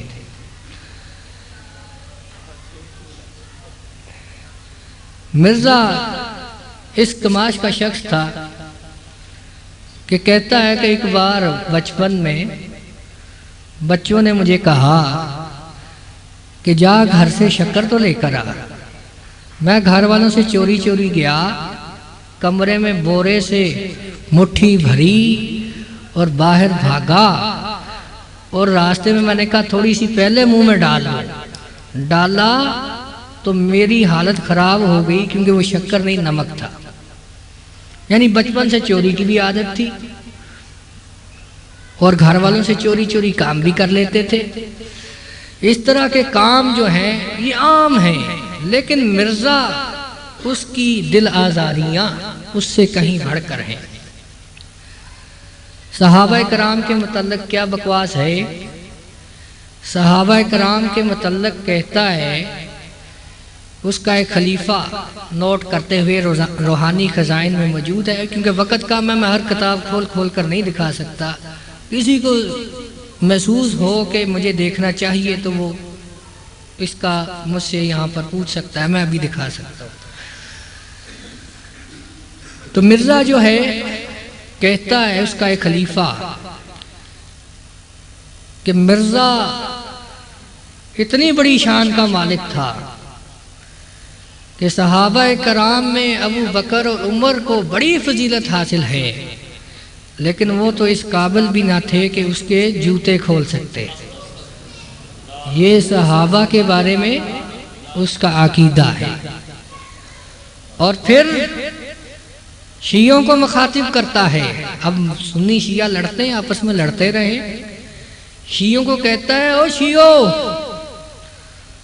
کیا خلافت کا جھگڑا ڈال رکھا ہے؟ ایک مردہ علی کے پیچھے پڑے ہوئے ہو، تم میں زندہ علی جو موجود ہے۔ سیدنا امام حسین کے بارے میں کیا کہتا ہے؟ 1000 حسین اور کربلا تو میری گریبان میں ہے۔ اور ایک جگہ اس کا عربی کا شعر ہے جس کا ترجمہ یہ ہے کہ لوگوں نے حسین کو میرے مقابلے میں کھڑا کر دیا، جبکہ حسین تو اس طرح ہے میرے مقابلے میں جیسے کہ نعوذ باللہ من ذالک، نقل کفر نہ باشو، جیسے کہ گوبر کے مقابلے پر کوئی چیز رکھ دی جائے۔ یہ سیدنا امام حسین کے بارے میں اس کا عقیدہ ہے۔ اور سیدہ فاطمہ النساء کے بارے میں کیا بکواس ہے؟ 1000 بار دہن بشویم ز مشک و گلاب، ہنوز نام تو گفتن کمال بے ادبی سر، کہ ہزاروں بار منہ کو گلاب اور مشک سے دھو لیا جائے تو سیدہ فاطمہ کا نام لینے کے پھر بھی قابل نہیں ہوتا۔ کیا شان ہے آپ کی! اور اس نے کیا کہا؟ اگر آپ کے دل میں ایمان کی رائے بھی ہے تو اس کے بعد اگر کسی قادیانی سے ہاتھ ملاؤ گے تو سمجھ لینا تم میں ایمان نہیں ہے۔ اس نے کیا کہا؟ اس نے کہا کہ حالت کشف میں سیدۃ النساء العالمین تشریف لے آئیں، اور آگے اب حوصلے سے بات کو سننا اگر سن سکتے ہو، اور اس کے بعد اپنے گریبان میں جھانکنا کہ کہیں غیرت کی کوئی رمق موجود ہے، تو پھر سوچنا تمہیں کیا کرنا ہے۔ کہتا ہے کہ آپ تشریف لائیں اور میرا سر اپنی ران پر رکھ لیا، اور اس کے آگے میں کیا بیان کروں، اس کے آگے بھی اس نے کیا کہا، اس نے کہا اور میں نے جان لیا کہ میں انہی میں سے ہوں۔ استغفر اللہ، نعوذ باللہ ذالک۔ مرزا خود اپنے بارے میں کیا کہتا ہے؟ کبھی کہتا ہے میں مغل برلاس قوم سے ہوں، کبھی کہتا ہے میں سکھ قوم سے ہوں، کبھی میں کہتا ہے میں اسرائیلی قوم سے ہوں، کبھی میں کہتا ہے میں فاطمی ہوں۔ اب دیکھیے بندے کی مائیں کتنی ہوتی ہیں، بتائیں؟ ایک ہی ہو سکتی ہے۔ بندہ مختلف قوموں میں سے پھر کیسے ہو سکتا ہے؟ بات سمجھ میں آ گئی؟ ماں تو کسی ایک ہی قوم سے ہوگی، تو مختلف قوموں کا اختلاط کب ہوگا؟ ظاہر باپ مختلف ہو جائیں گے، کوئی 3 4 5 6 قسم کے باپ ہوں تو پھر ہی وہ اس قسم کا ہو سکتا ہے۔ اور اس نے یہ بکواس کی کہ میں فاطمی ہوں، نعوذ باللہ من ذالک۔ آپ نے سن لیا۔ اب اس ساری بحث سے نتیجہ کیا نکلا کہ ہر قوم کے عقائد وہی ہوتے ہیں جو اس کے نبی کے ہوتے ہیں۔ ہمارے وہی عقائد ہیں نا، ہاں آپ کسی بھی مکتبہ فکر سے تعلق رکھتے ہوں، روایات کے اختلاف سے اختلافات پیدا ہو سکتے ہیں، سنی ہوں، شیعہ ہوں، وہابی ہوں، دیوبندی ہوں، بریلوی ہوں، وہ سب یہی عقیدہ رکھتے ہیں کہ ہم نے یہ عقیدہ سرکار دو عالم سے اخذ کیا ہے، اور ہمارا وہی عقیدہ ہے جو سرکار دو عالم کا ہے، یہی کہتے ہیں نا۔ تو اب قادیانی بھی تو یہی کہتے ہیں، ان کا عقیدہ وہی ہے جو ان کے نبی کا عقیدہ ہے۔ اب کیا پتہ چلا ہر قادیانی کا عقیدہ کیا ہے؟ پتہ چل گیا؟ یہ جو انہوں نے ڈرامہ بازی اور رنگ بازی بنا رکھی ہے اخلاق کی، محبت کے درس کی، سنو محبت کا درس، قادیانی اخلاق کیسا ہوگا؟ جیسا نبی کا اخلاق ہے ویسا ہوگا۔ اس نے کیا کہا کہ مجھے نہ ماننے والے تمام سور ہیں اور ان کی عورتیں کتیاں ہیں۔ آپ قادیانی کو مانتے نہیں؟ کوئی یہاں؟ میں بھی نہیں مانتا۔ تو مجھے کیا کہا اس نے؟ میرے والد صاحب بھی نہیں مانتے تھے، ان کے میرے دادا صاحب بھی نہیں مانتے تھے، یقیناً آپ کے بھی ایسے ہی ہوں گے۔ تو کس کس کو سور کہا اس نے؟ تمام اولیاء کرام مانیں گے اسے؟ نہیں مانتے تھے۔ کیا کہا انہیں؟ ہماری خواتین کو کیا کہا؟ یہ سب بکواس ہے اور دکھلاوا ہے اپنے پھندے میں پھانسنے کا، ان سے بچیے، ہوشیار ہو جائیے، ان سے دور ہو جائیے۔ اور اگر تمہارے دل میں ان کی محبت آ گئی تو سمجھ لو کہ سرکار دو عالم صلی اللہ علیہ وسلم کی محبت تمہارے دل میں نہیں ہے، کیونکہ سرکار دو عالم کی محبت پاک ہے، طاہر ہے، مطہر ہے، منزہ عن العیوب ہے، اور پاک اور گندی چیز کبھی اکٹھی نہیں رہ سکتی۔ اب یہ تمام چیزیں سن لینے کے کرو گے تو روزے قیامت علی حسین اور رسول پاک سے کیسے کس منہ سے کرو گے؟ اب یہ دیکھیے کہ سرکار دو عالم صلی اللہ علیہ وسلم، ہم سب ان کا کلمہ پڑھنے والے ہیں، اور ہمارا ایمان ہے کہ اللہ کے بعد سب سے بڑا مرتبہ جو ہے سرکار دو عالم صلی اللہ علیہ وسلم کو عطا کیا گیا ہے، اور یہ چیز جان لینی چاہیے کہ سرکار دو عالم صلی اللہ علیہ وسلم آپ کی محبت جو ہے وہ عطا کی جاتی ہے، وہ جو مرضی کر لیں وہ جو ہے کسی کو مل نہیں سکتی۔ اور اگر آپ یہ سمجھتے ہیں سرکار دو عالم صلی اللہ علیہ وسلم کی محبت آپ کو مل چکی ہے تو پھر آپ کو یہ بھی سمجھ لینا چاہیے کہ جو سرکار دو عالم کا دشمن ہے وہ بھی آپ کا دشمن ہے۔ اس لیے اگر آپ نے سرکار دو عالم کے دشمن سے ہاتھ ملا لیا تو آپ نے سرکار دو عالم سے دشمنی کر ڈالی۔ سرکار دو عالم صلی اللہ علیہ وسلم نے فرمایا الفاطمہ منی ومن ابغضها ابغضنی، کہ فاطمہ جو ہے وہ مجھ سے ہے۔ اور ایک جگہ فرمایا الفاطمہ بضعۃ منی، فاطمہ میرے جگر کا ٹکڑا ہے۔ من اغضبها اغضبنی، جس نے انہیں ناراض کر دیا اس نے مجھے ناراض کر دیا۔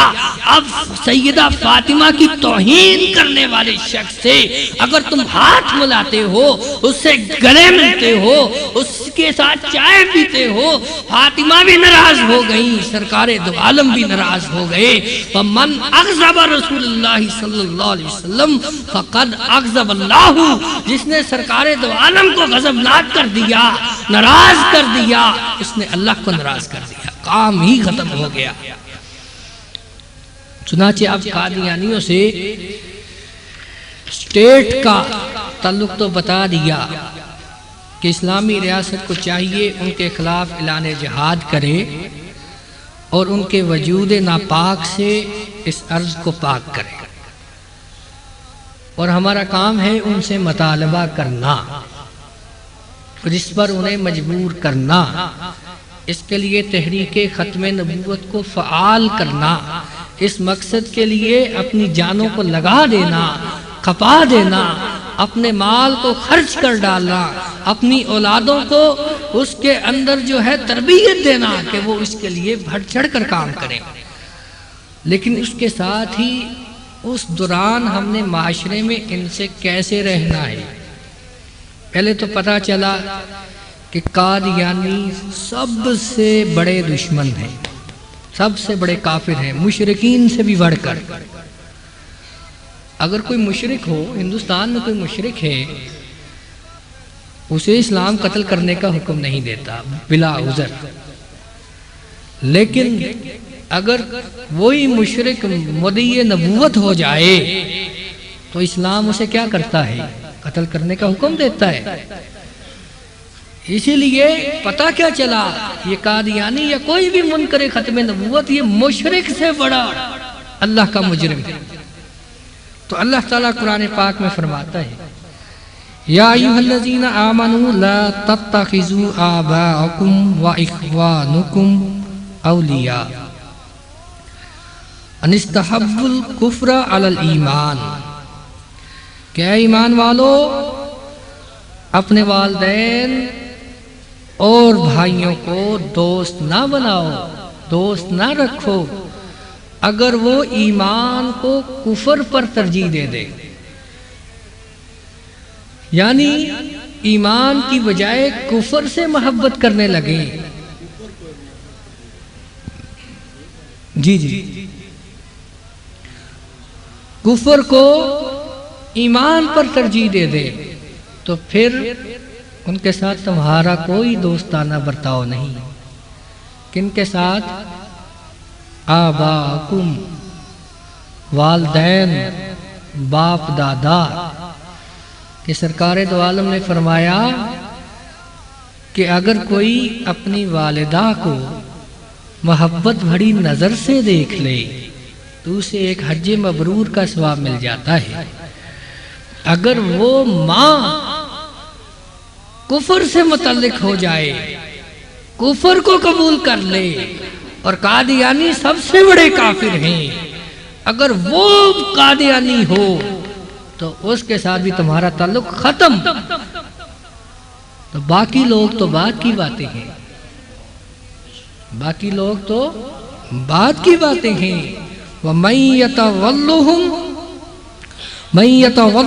مِّنكُمْ أُولَٰئِكَ هُمُ الظَّالِمُونَ، اب پھر کوئی جو دوڑ دوڑ کر ان سے محبت کی پینگیں بڑھائے گا تو وہ ظالم ہے، انہوں نے اپنی جانوں پر ظلم کر لیا ہے، یعنی وہ توبہ کریں، اس کام سے ہٹ جائیں۔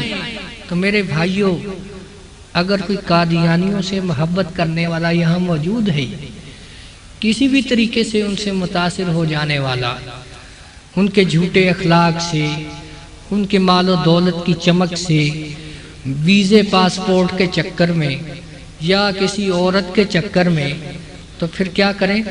توبہ کر لیں۔ جب ماں باپ سے ہی تعلق ختم کر دیا اللہ نے، تو پھر تمام تعلق تو بعد کی باتیں ہیں۔ اور دوسرا رہا کہ یہ جو قادیانی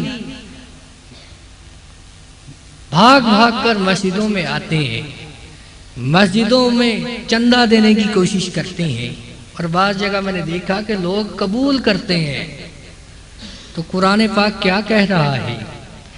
ما کان للمشرکین ان یعمروا مساجد اللہ شاہدین علی انفسہم بالکفر، کہ مشرکین کے لیے جائز نہیں ہے کہ وہ اللہ کی مسجدیں بنائیں، قادیانیوں کے لیے بالکل جائز نہیں، اللہ تعالیٰ نے منع کر دیا کہ وہ مسجدیں نہیں بنا سکتے۔ اولئک حبطت اعمالہم، یہ جو مرضی کر لیں، ان کا کوئی عمل جو ہے وہ قابل قبول نہیں ہے۔ اور اسی طرح یا ایھا الذین آمنوا انما المشرکون نجس فلا یقربوا المسجد الحرام بعد عامہم ھذا، کیا ایمان والو، مشرکین نجس ہیں، قادیانی اس سے بڑھ کر نجس ہیں۔ تو پھر اب جب وہ نجس ہیں تو وہ بیت اللہ نہ آئے، جاتے ہیں کہ نہیں قادیانی؟ قادیانی جاتے ہیں کہ نہیں بیت اللہ؟ جاتے ہیں، آپ کو پھر پتہ نہیں ہے۔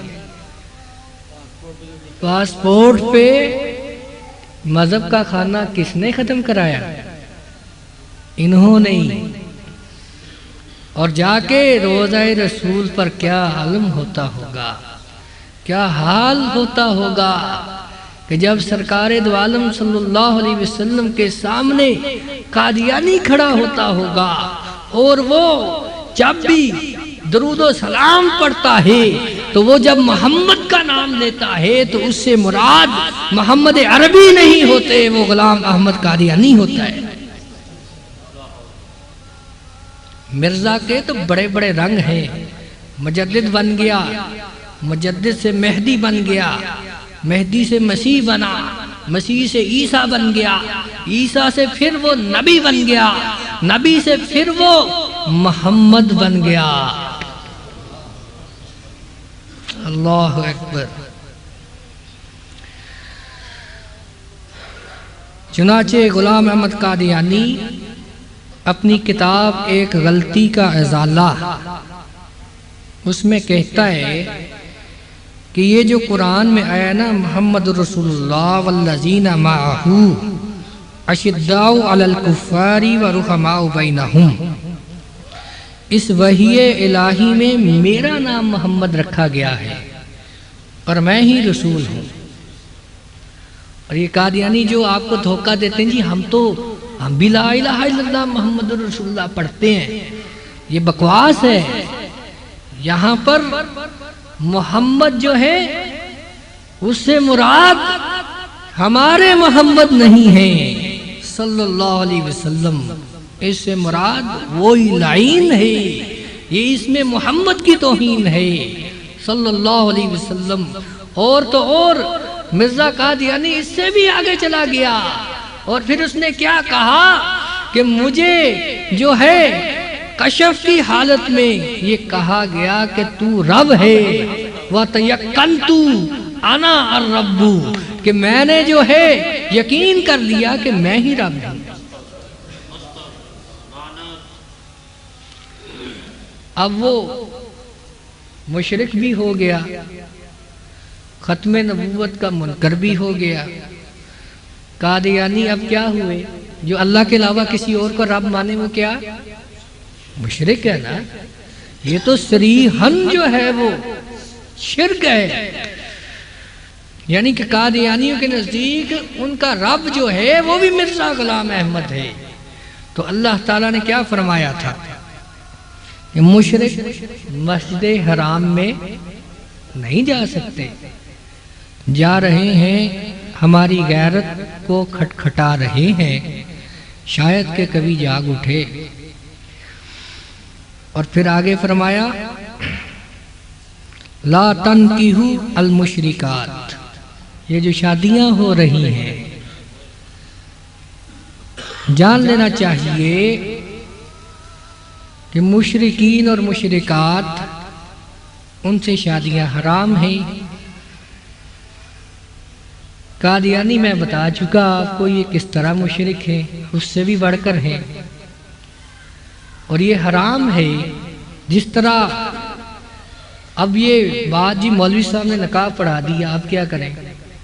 سیدھی سی بات ہے، اگر ایک خنزیر لیا جائے اس کو آپ جتنی دفعہ اللہ اکبر پڑھ کر نعوذ باللہ چھری مار لیں وہ حلال تو نہیں ہوگا کہ ہو جائے گا؟ نہیں ہوگا نا.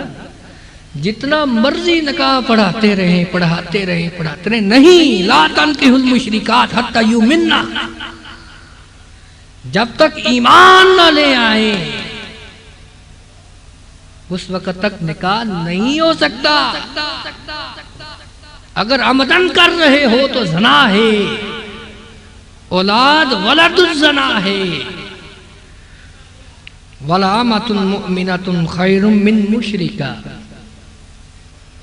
ایمان والی لونڈی وہ مشرکہ آزاد عورت سے بہتر ہے.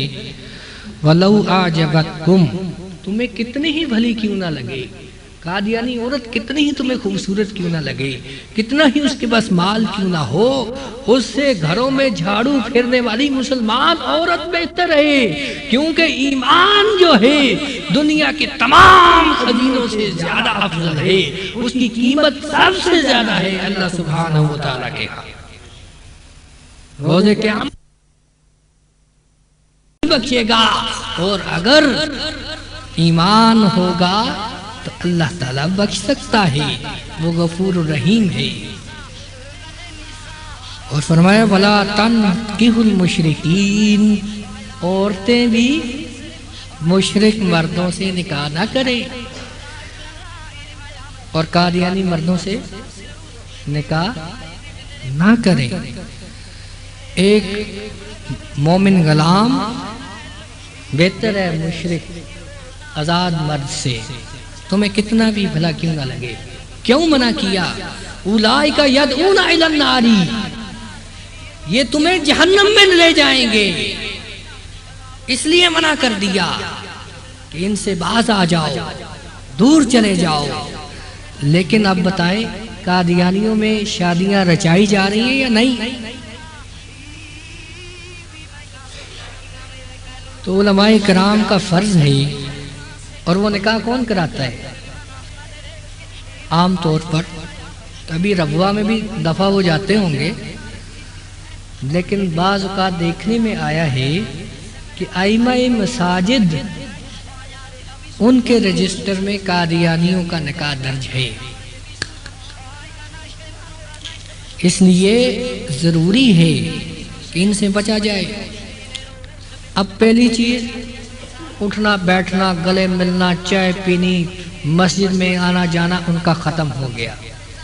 دوسری چیز نکاح جو ہے ان سے ختم ہو گیا. اگلی چیز ہے جی مر گیا سوچ ہی کر رہی ہے. ہاں جی جنازہ پڑھنے چلے گئے، فاتحہ خوانی کہنے چلے گئے، تو فرمایا وَلَا تُصَلِّ عَلَىٰ أَحَدٍ مِّنْهُمْ مَاتَ. ان میں اگر کوئی مر جائے تو کبھی ان پر نماز نہ پڑھنا، ابدا کبھی بھی. وَلَا تَقُمْ عَلَىٰ قَبْرٍ. نماز پڑھنا تو دور کی بات ہے، ان کی قبر پر بھی نہ جانا. وما کان للنبی والذین آمنوا ان یستغفروا للمشرکین، نہ نبی کو یہ اجازت ہے نہ ایمان والوں کو اجازت ہے کہ وہ مشرکین کے لیے استغفار طلب کریں اور ان کی فاتحہ خوانی پر جانا بھی منع ہے۔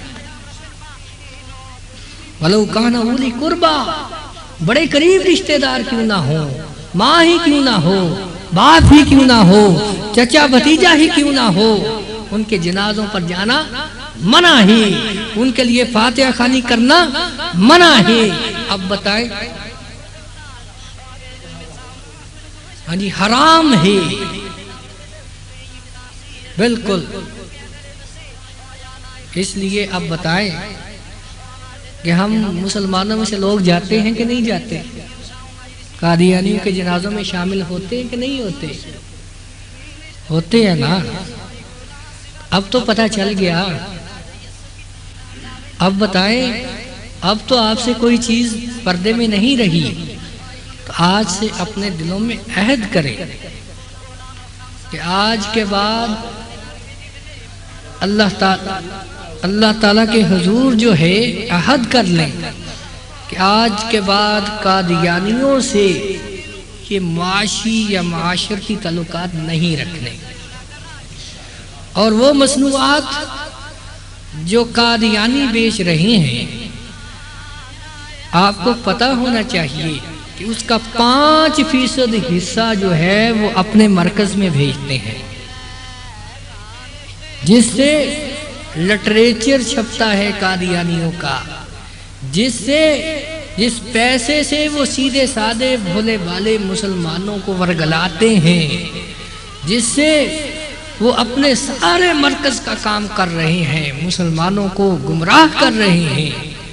جیسے شیزان کی مصنوعات ہیں، یہ قادیانیوں کی ہیں، تو ایسی مصنوعات کو خریدنے سے بچیں، کیونکہ آپ نے تو منہ کا مزہ لے لیا اور حملہ میرے سرکار دو عالم کی ردائے ختم نبوت پر ہو گیا۔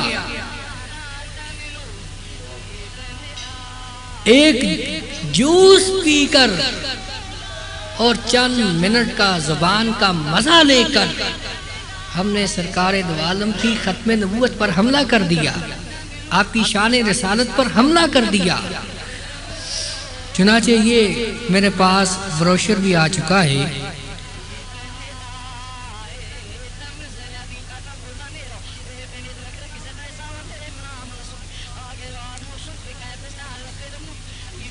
اس میں بتایا گیا ہے کہ مرزا غلام احمد قادیانی جو ہیں اس کی نفرت انگیز تحریروں کو دنیا بھر میں پھیلانے کے لیے تمام قادیانی بالخصوص شیزان کمپنی کے مالکان دن رات سرگرم ہیں۔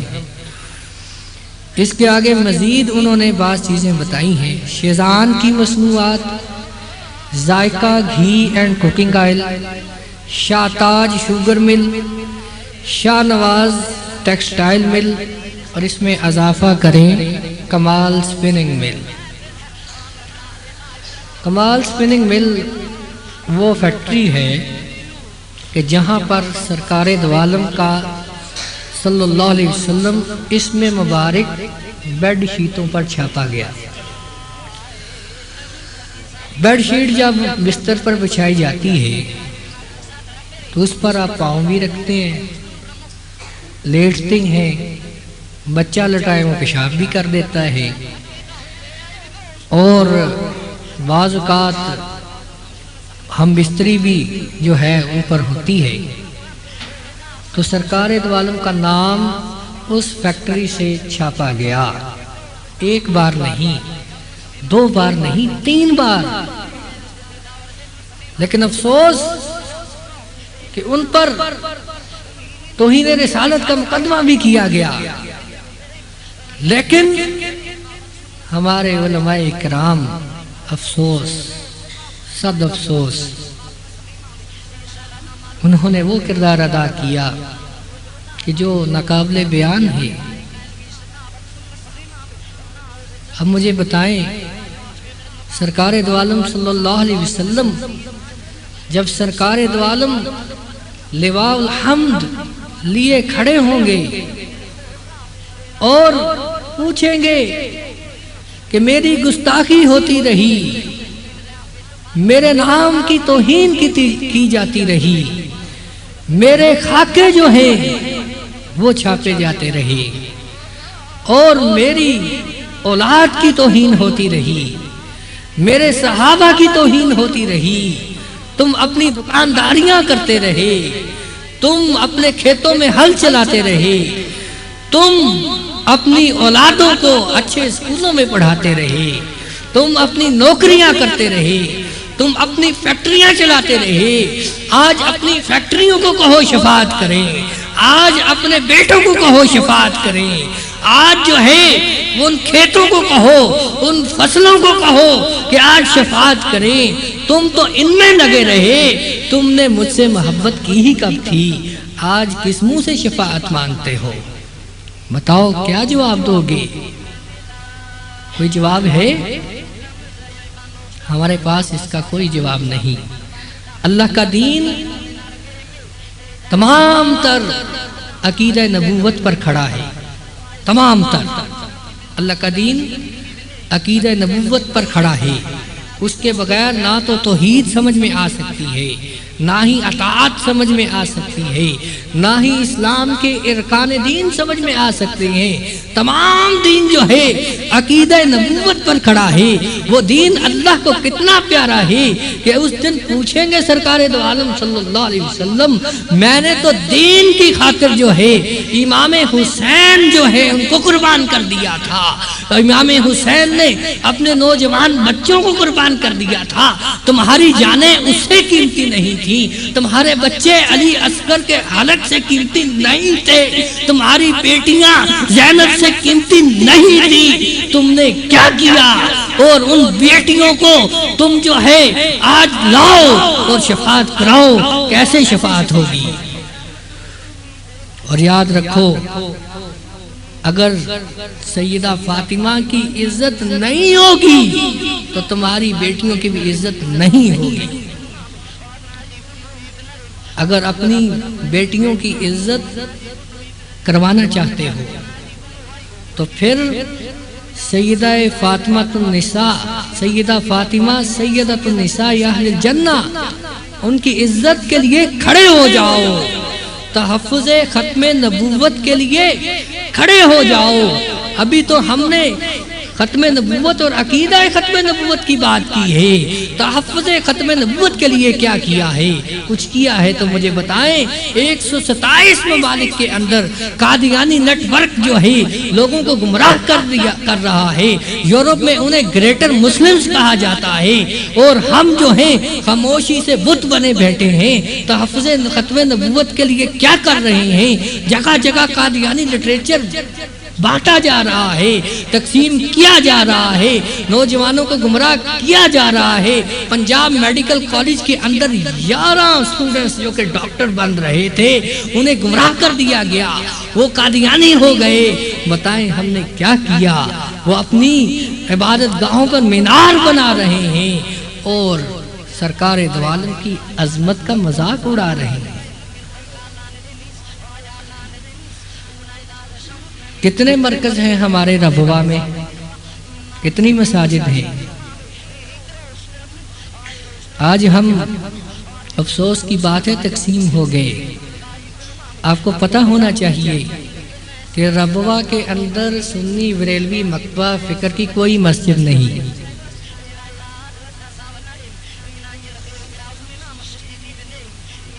देवबंदी मकतबा फिक्र इसमें बाजी ले गया। उन्होंने वहां खत्मे नबूवत मस्जिद बनाई, हर साल उधर इज्तिमा होता है, लेकिन हम भी फिर भी तकसीम हो गए। हमें चाहिए कि मुत्तहिदा एक ऐसा नेटवर्क बनाए कि एक मुस्तकिल जोहद मुसलसल हो, तो हम इसको ख़त्म कर देंगे। इसके लिए बहुत बड़ी जद्दोजहद की जरूरत है। आज आपके बाहर के सफीर कादियानी हैं, 16 के करीब सुफरा پاکستان کے قادیانی ہیں، پاکستان کی فوج میں اعلیٰ جرنیل قادیانی ہیں، بڑی بڑی کی پوسٹ پر بڑے بڑے سیاستدان جو ہیں وہ قادیانی بیٹھے ہیں۔ تو پھر ہمیں یہ چاہیے کہ آج سے ایک تو ان کے خلاف بائیکاٹ کریں اور ایک ایسی ہمہ جہت تحریک، ایک عالمی تحریک جو ہے وہ برپا ہو جائے، جیسے کہ 1953 میں ہوئی تھی، جیسے کہ 1974 میں ہوئی تھی، جس کے اندر تمام مکاتب فکر کے علماء جو تھے وہ یکجا ہو گئے تھے۔ آج کے اتنا ضرور شروع کرے کہ اپنے اہل و عیال، اپنے ہمسایوں اور دوستوں کو اس سے اتنا تو کر سکتے ہیں نا، وہ بھی کرتے ہیں۔ تو اب اس فتنے سے اپنے دوستوں، گھر والوں، احباب، جہاں جن کا کاروباری حلقہ ہے اس میں جو اسٹوڈنٹس ہیں وہ وہاں پر، جو سرکاری ملازمتوں میں ہیں وہ وہاں پر جو ہے اس پیغام کو پہنچائیں اور ہر طرح سے جو ہے اس کام کے لیے خدمت بھی کریں، اظہار اور قربانی کریں۔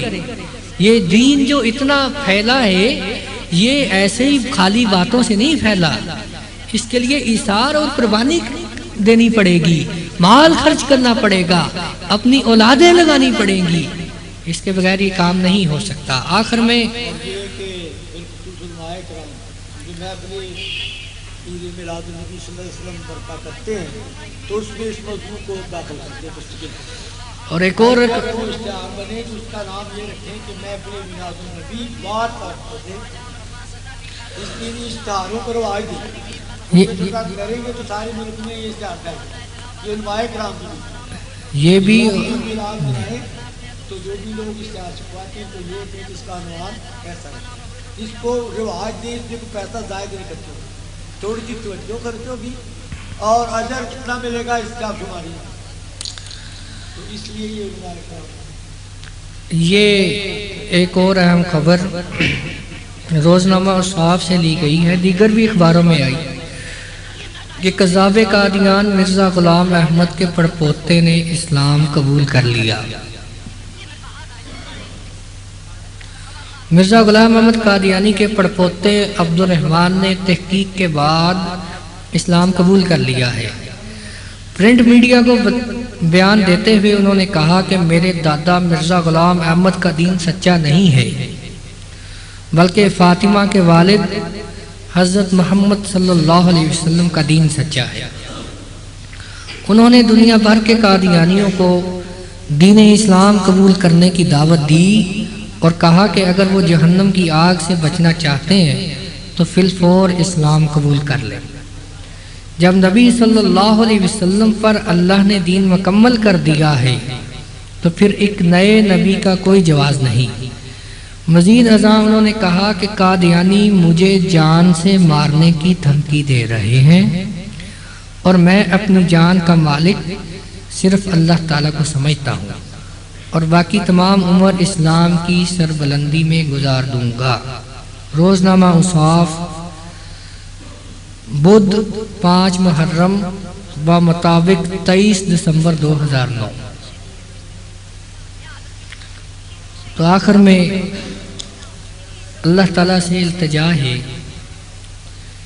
کہ اس بیان میں جو غلطیاں مجھ سے ہوئیں اللہ تعالیٰ انہیں معاف فرمائے، اور یہ جو پیغام ہے اس پر ہم سب کو عمل کرنے کی توفیق عطا فرمائے۔ وما علینا الا البلاغ المبین۔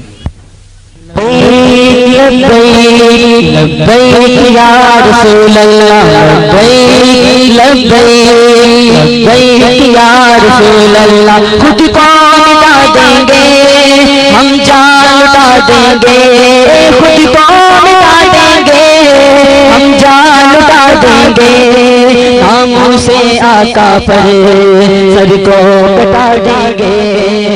لبیک لبیک لبیک یا رسول اللہ لبیک لبیک لبیک یا رسول اللہ تجھ کو مٹا دیں گے ہم جان لٹا دیں گے خود کو مٹا دیں گے ہم جان لٹا دیں گے ناموں سے آقا پر سر کو کٹا دیں گے لبیک لبیک لبیک یا رسول اللہ لبیک لبیک لبیک یا رسول اللہ لبر نعت پاک کا نغمہ کل بھی تھا اور آج بھی ہے لبر نعت پاک کا نغمہ کل بھی تھا اور آج بھی ہے میرے نبی سے میرا رشتہ کل بھی تھا اور آج بھی ہے بتلا دو گستاخ نبی کو غیرت مسلم زندہ ہے دین پہ مر مٹنے کا جذبہ کل بھی تھا اور آج بھی ہے خود کو مٹا دیں گے ہم جان لٹا دیں گے خود کو مٹا دیں گے ہم جان لٹا دیں گے ناموں سے آقا پر سر کو کٹا دیں گے لبیک لبیک لبیک یا رسول اللہ لبیک لبیک لبیک یا رسول اللہ لبیک یا رسول اللہ لبیک یا رسول اللہ لبیک یا رسول اللہ لبیک یا رسول اللہ لبیک لبیک لبیک یا رسول اللہ پست وہ کیسے ہو سکتا ہے جس کو حق نے بلند کیا پست وہ کیسے ہو سکتا ہے جس کو حق نے بلند کیا دونوں جہاں میں ان کا چرچا کل بھی تھا اور آج بھی ہے بتلا دو گستاخ نبی کو غیرت مسلم زندہ ہے دین پہ مر مٹنے کا جذبہ کل بھی تھا اور آج بھی ہے خود کو مٹا دیں گے ہم جان لٹا دیں گے خود کو مٹا دیں گے ہم جان لٹا دیں گے ناموں سے آقا پر سر کو کٹا دیں گے لبیک لبیک لبیک یا رسول اللہ لبیک لبیک لبیک یا رسول اللہ مشکلیں کافور ہو غم سے رہا ہو جائیے مشکلیں کافور ہو غم سے رہا ہو جائیے شہنشاہی چھوڑ کر ان کے گدا ہو جائیے ان کے گھر گستاخ سے اپنا تعلق توڑیے حاملان غیرت احمد رضا ہو جائیے لبیک یا رسول اللہ لبیک یا رسول اللہ لبیک یا رسول اللہ لبیک یا رسول اللہ لبیک لبیک لبیک یا رسول اللہ قدر نبی داؤں کی جان دن مارک دے کتے قدر نبی داؤں کی جان دن مارک دے کتے قدر نبی دا جانن والے ساروں کی وچ ستے قدر نبی داؤں کی جان ظالم خوش کمینہ قدر نبی دا عامر جان روشن جس دا سینہ خود کو مٹا دیں گے ہم جان لٹا دیں گے خود کو مٹا دیں گے ہم جان لٹا دیں گے ناموں سے آقا پر سر کو کٹا دیں گے لبیک لبیک لبیک یا رسول اللہ لبیک لبیک لبیک یا رسول اللہ اور کسی جانب کیوں جائیں اور کسی کو کیوں دیکھیں اور کسی جانب کیوں جائیں اور کسی کو کیوں دیکھیں اپنا سب کچھ گنبد خضرا کل بھی تھا اور آج بھی ہے بتلا دو گستاخ نبی کو غیرت مسلم زندہ ہے دین پہ مر مٹنے کا جذبہ کل بھی تھا اور آج بھی ہے خود کو مٹا دیں گے ہم جان لٹا دیں گے خود کو مٹا دیں گے ہم جان لٹا دیں گے ناموں سے آقا پر سر کو کٹا دیں گے لبیک لبیک لبیک یا رسول اللہ لبیک لبیک لبیک یا رسول اللہ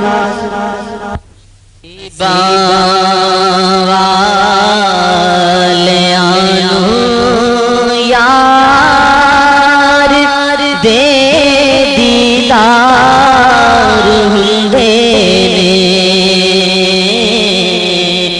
نصیباں والیاں نو یار دے دیدار ہندے نے بھلاندے نہیں کدی آقا نمانی اس امت نو بھلاندے نہیں کدی آقا نمانی اس امت نو پاویں رب نال عرشاں تے پاویں وچ غار ہندے نے پاویں رب نال عرشاں تے پاویں وچ غار ہندے نے اور حسین ابن علی دسیا لٹا کے گھر دا گھر سارا حسین ابن علی دسیا لٹا کے گھر دا گھر سارا رضا جے یار دی ہووے کدو انکار ہندے نے رضا جے یار دی ہووے تے نہیں انکار ہندے نے اور گناہگاراں غریباں لئی دنے راتی دعا کرنی گناہگاراں غریباں لئی دنے راتی دعا کرنی اینوں کہندے نے غمخاری تے انج غمخار ہندے نے اینوں کہندے نے غمخاری تے انج غمخار ہندے نے اور سواری کر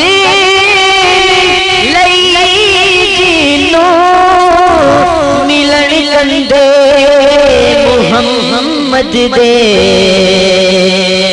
سواری کر لئی جینو ملن کندے محمد دے نوابی اس نو کہندے سردار ہندے نے نوابی اس نو کہندے تے انج سردار ہندے نے اور خبر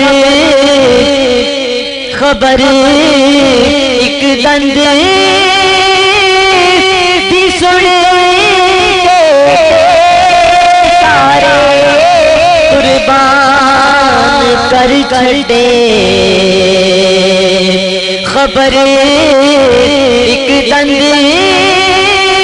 دی سن کے سارے قربان کر چھڑے وفا اس دا نا یارو یار ہندے نے وفا اس دا نا یارو ہو جے یار ہندے نے ظہیر و خوف نہیں رکھ دے حشر دے امتحانات دا ظہیر و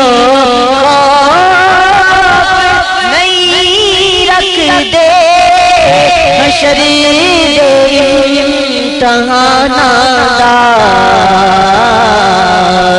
جڑے زہرا دے بچیاں دے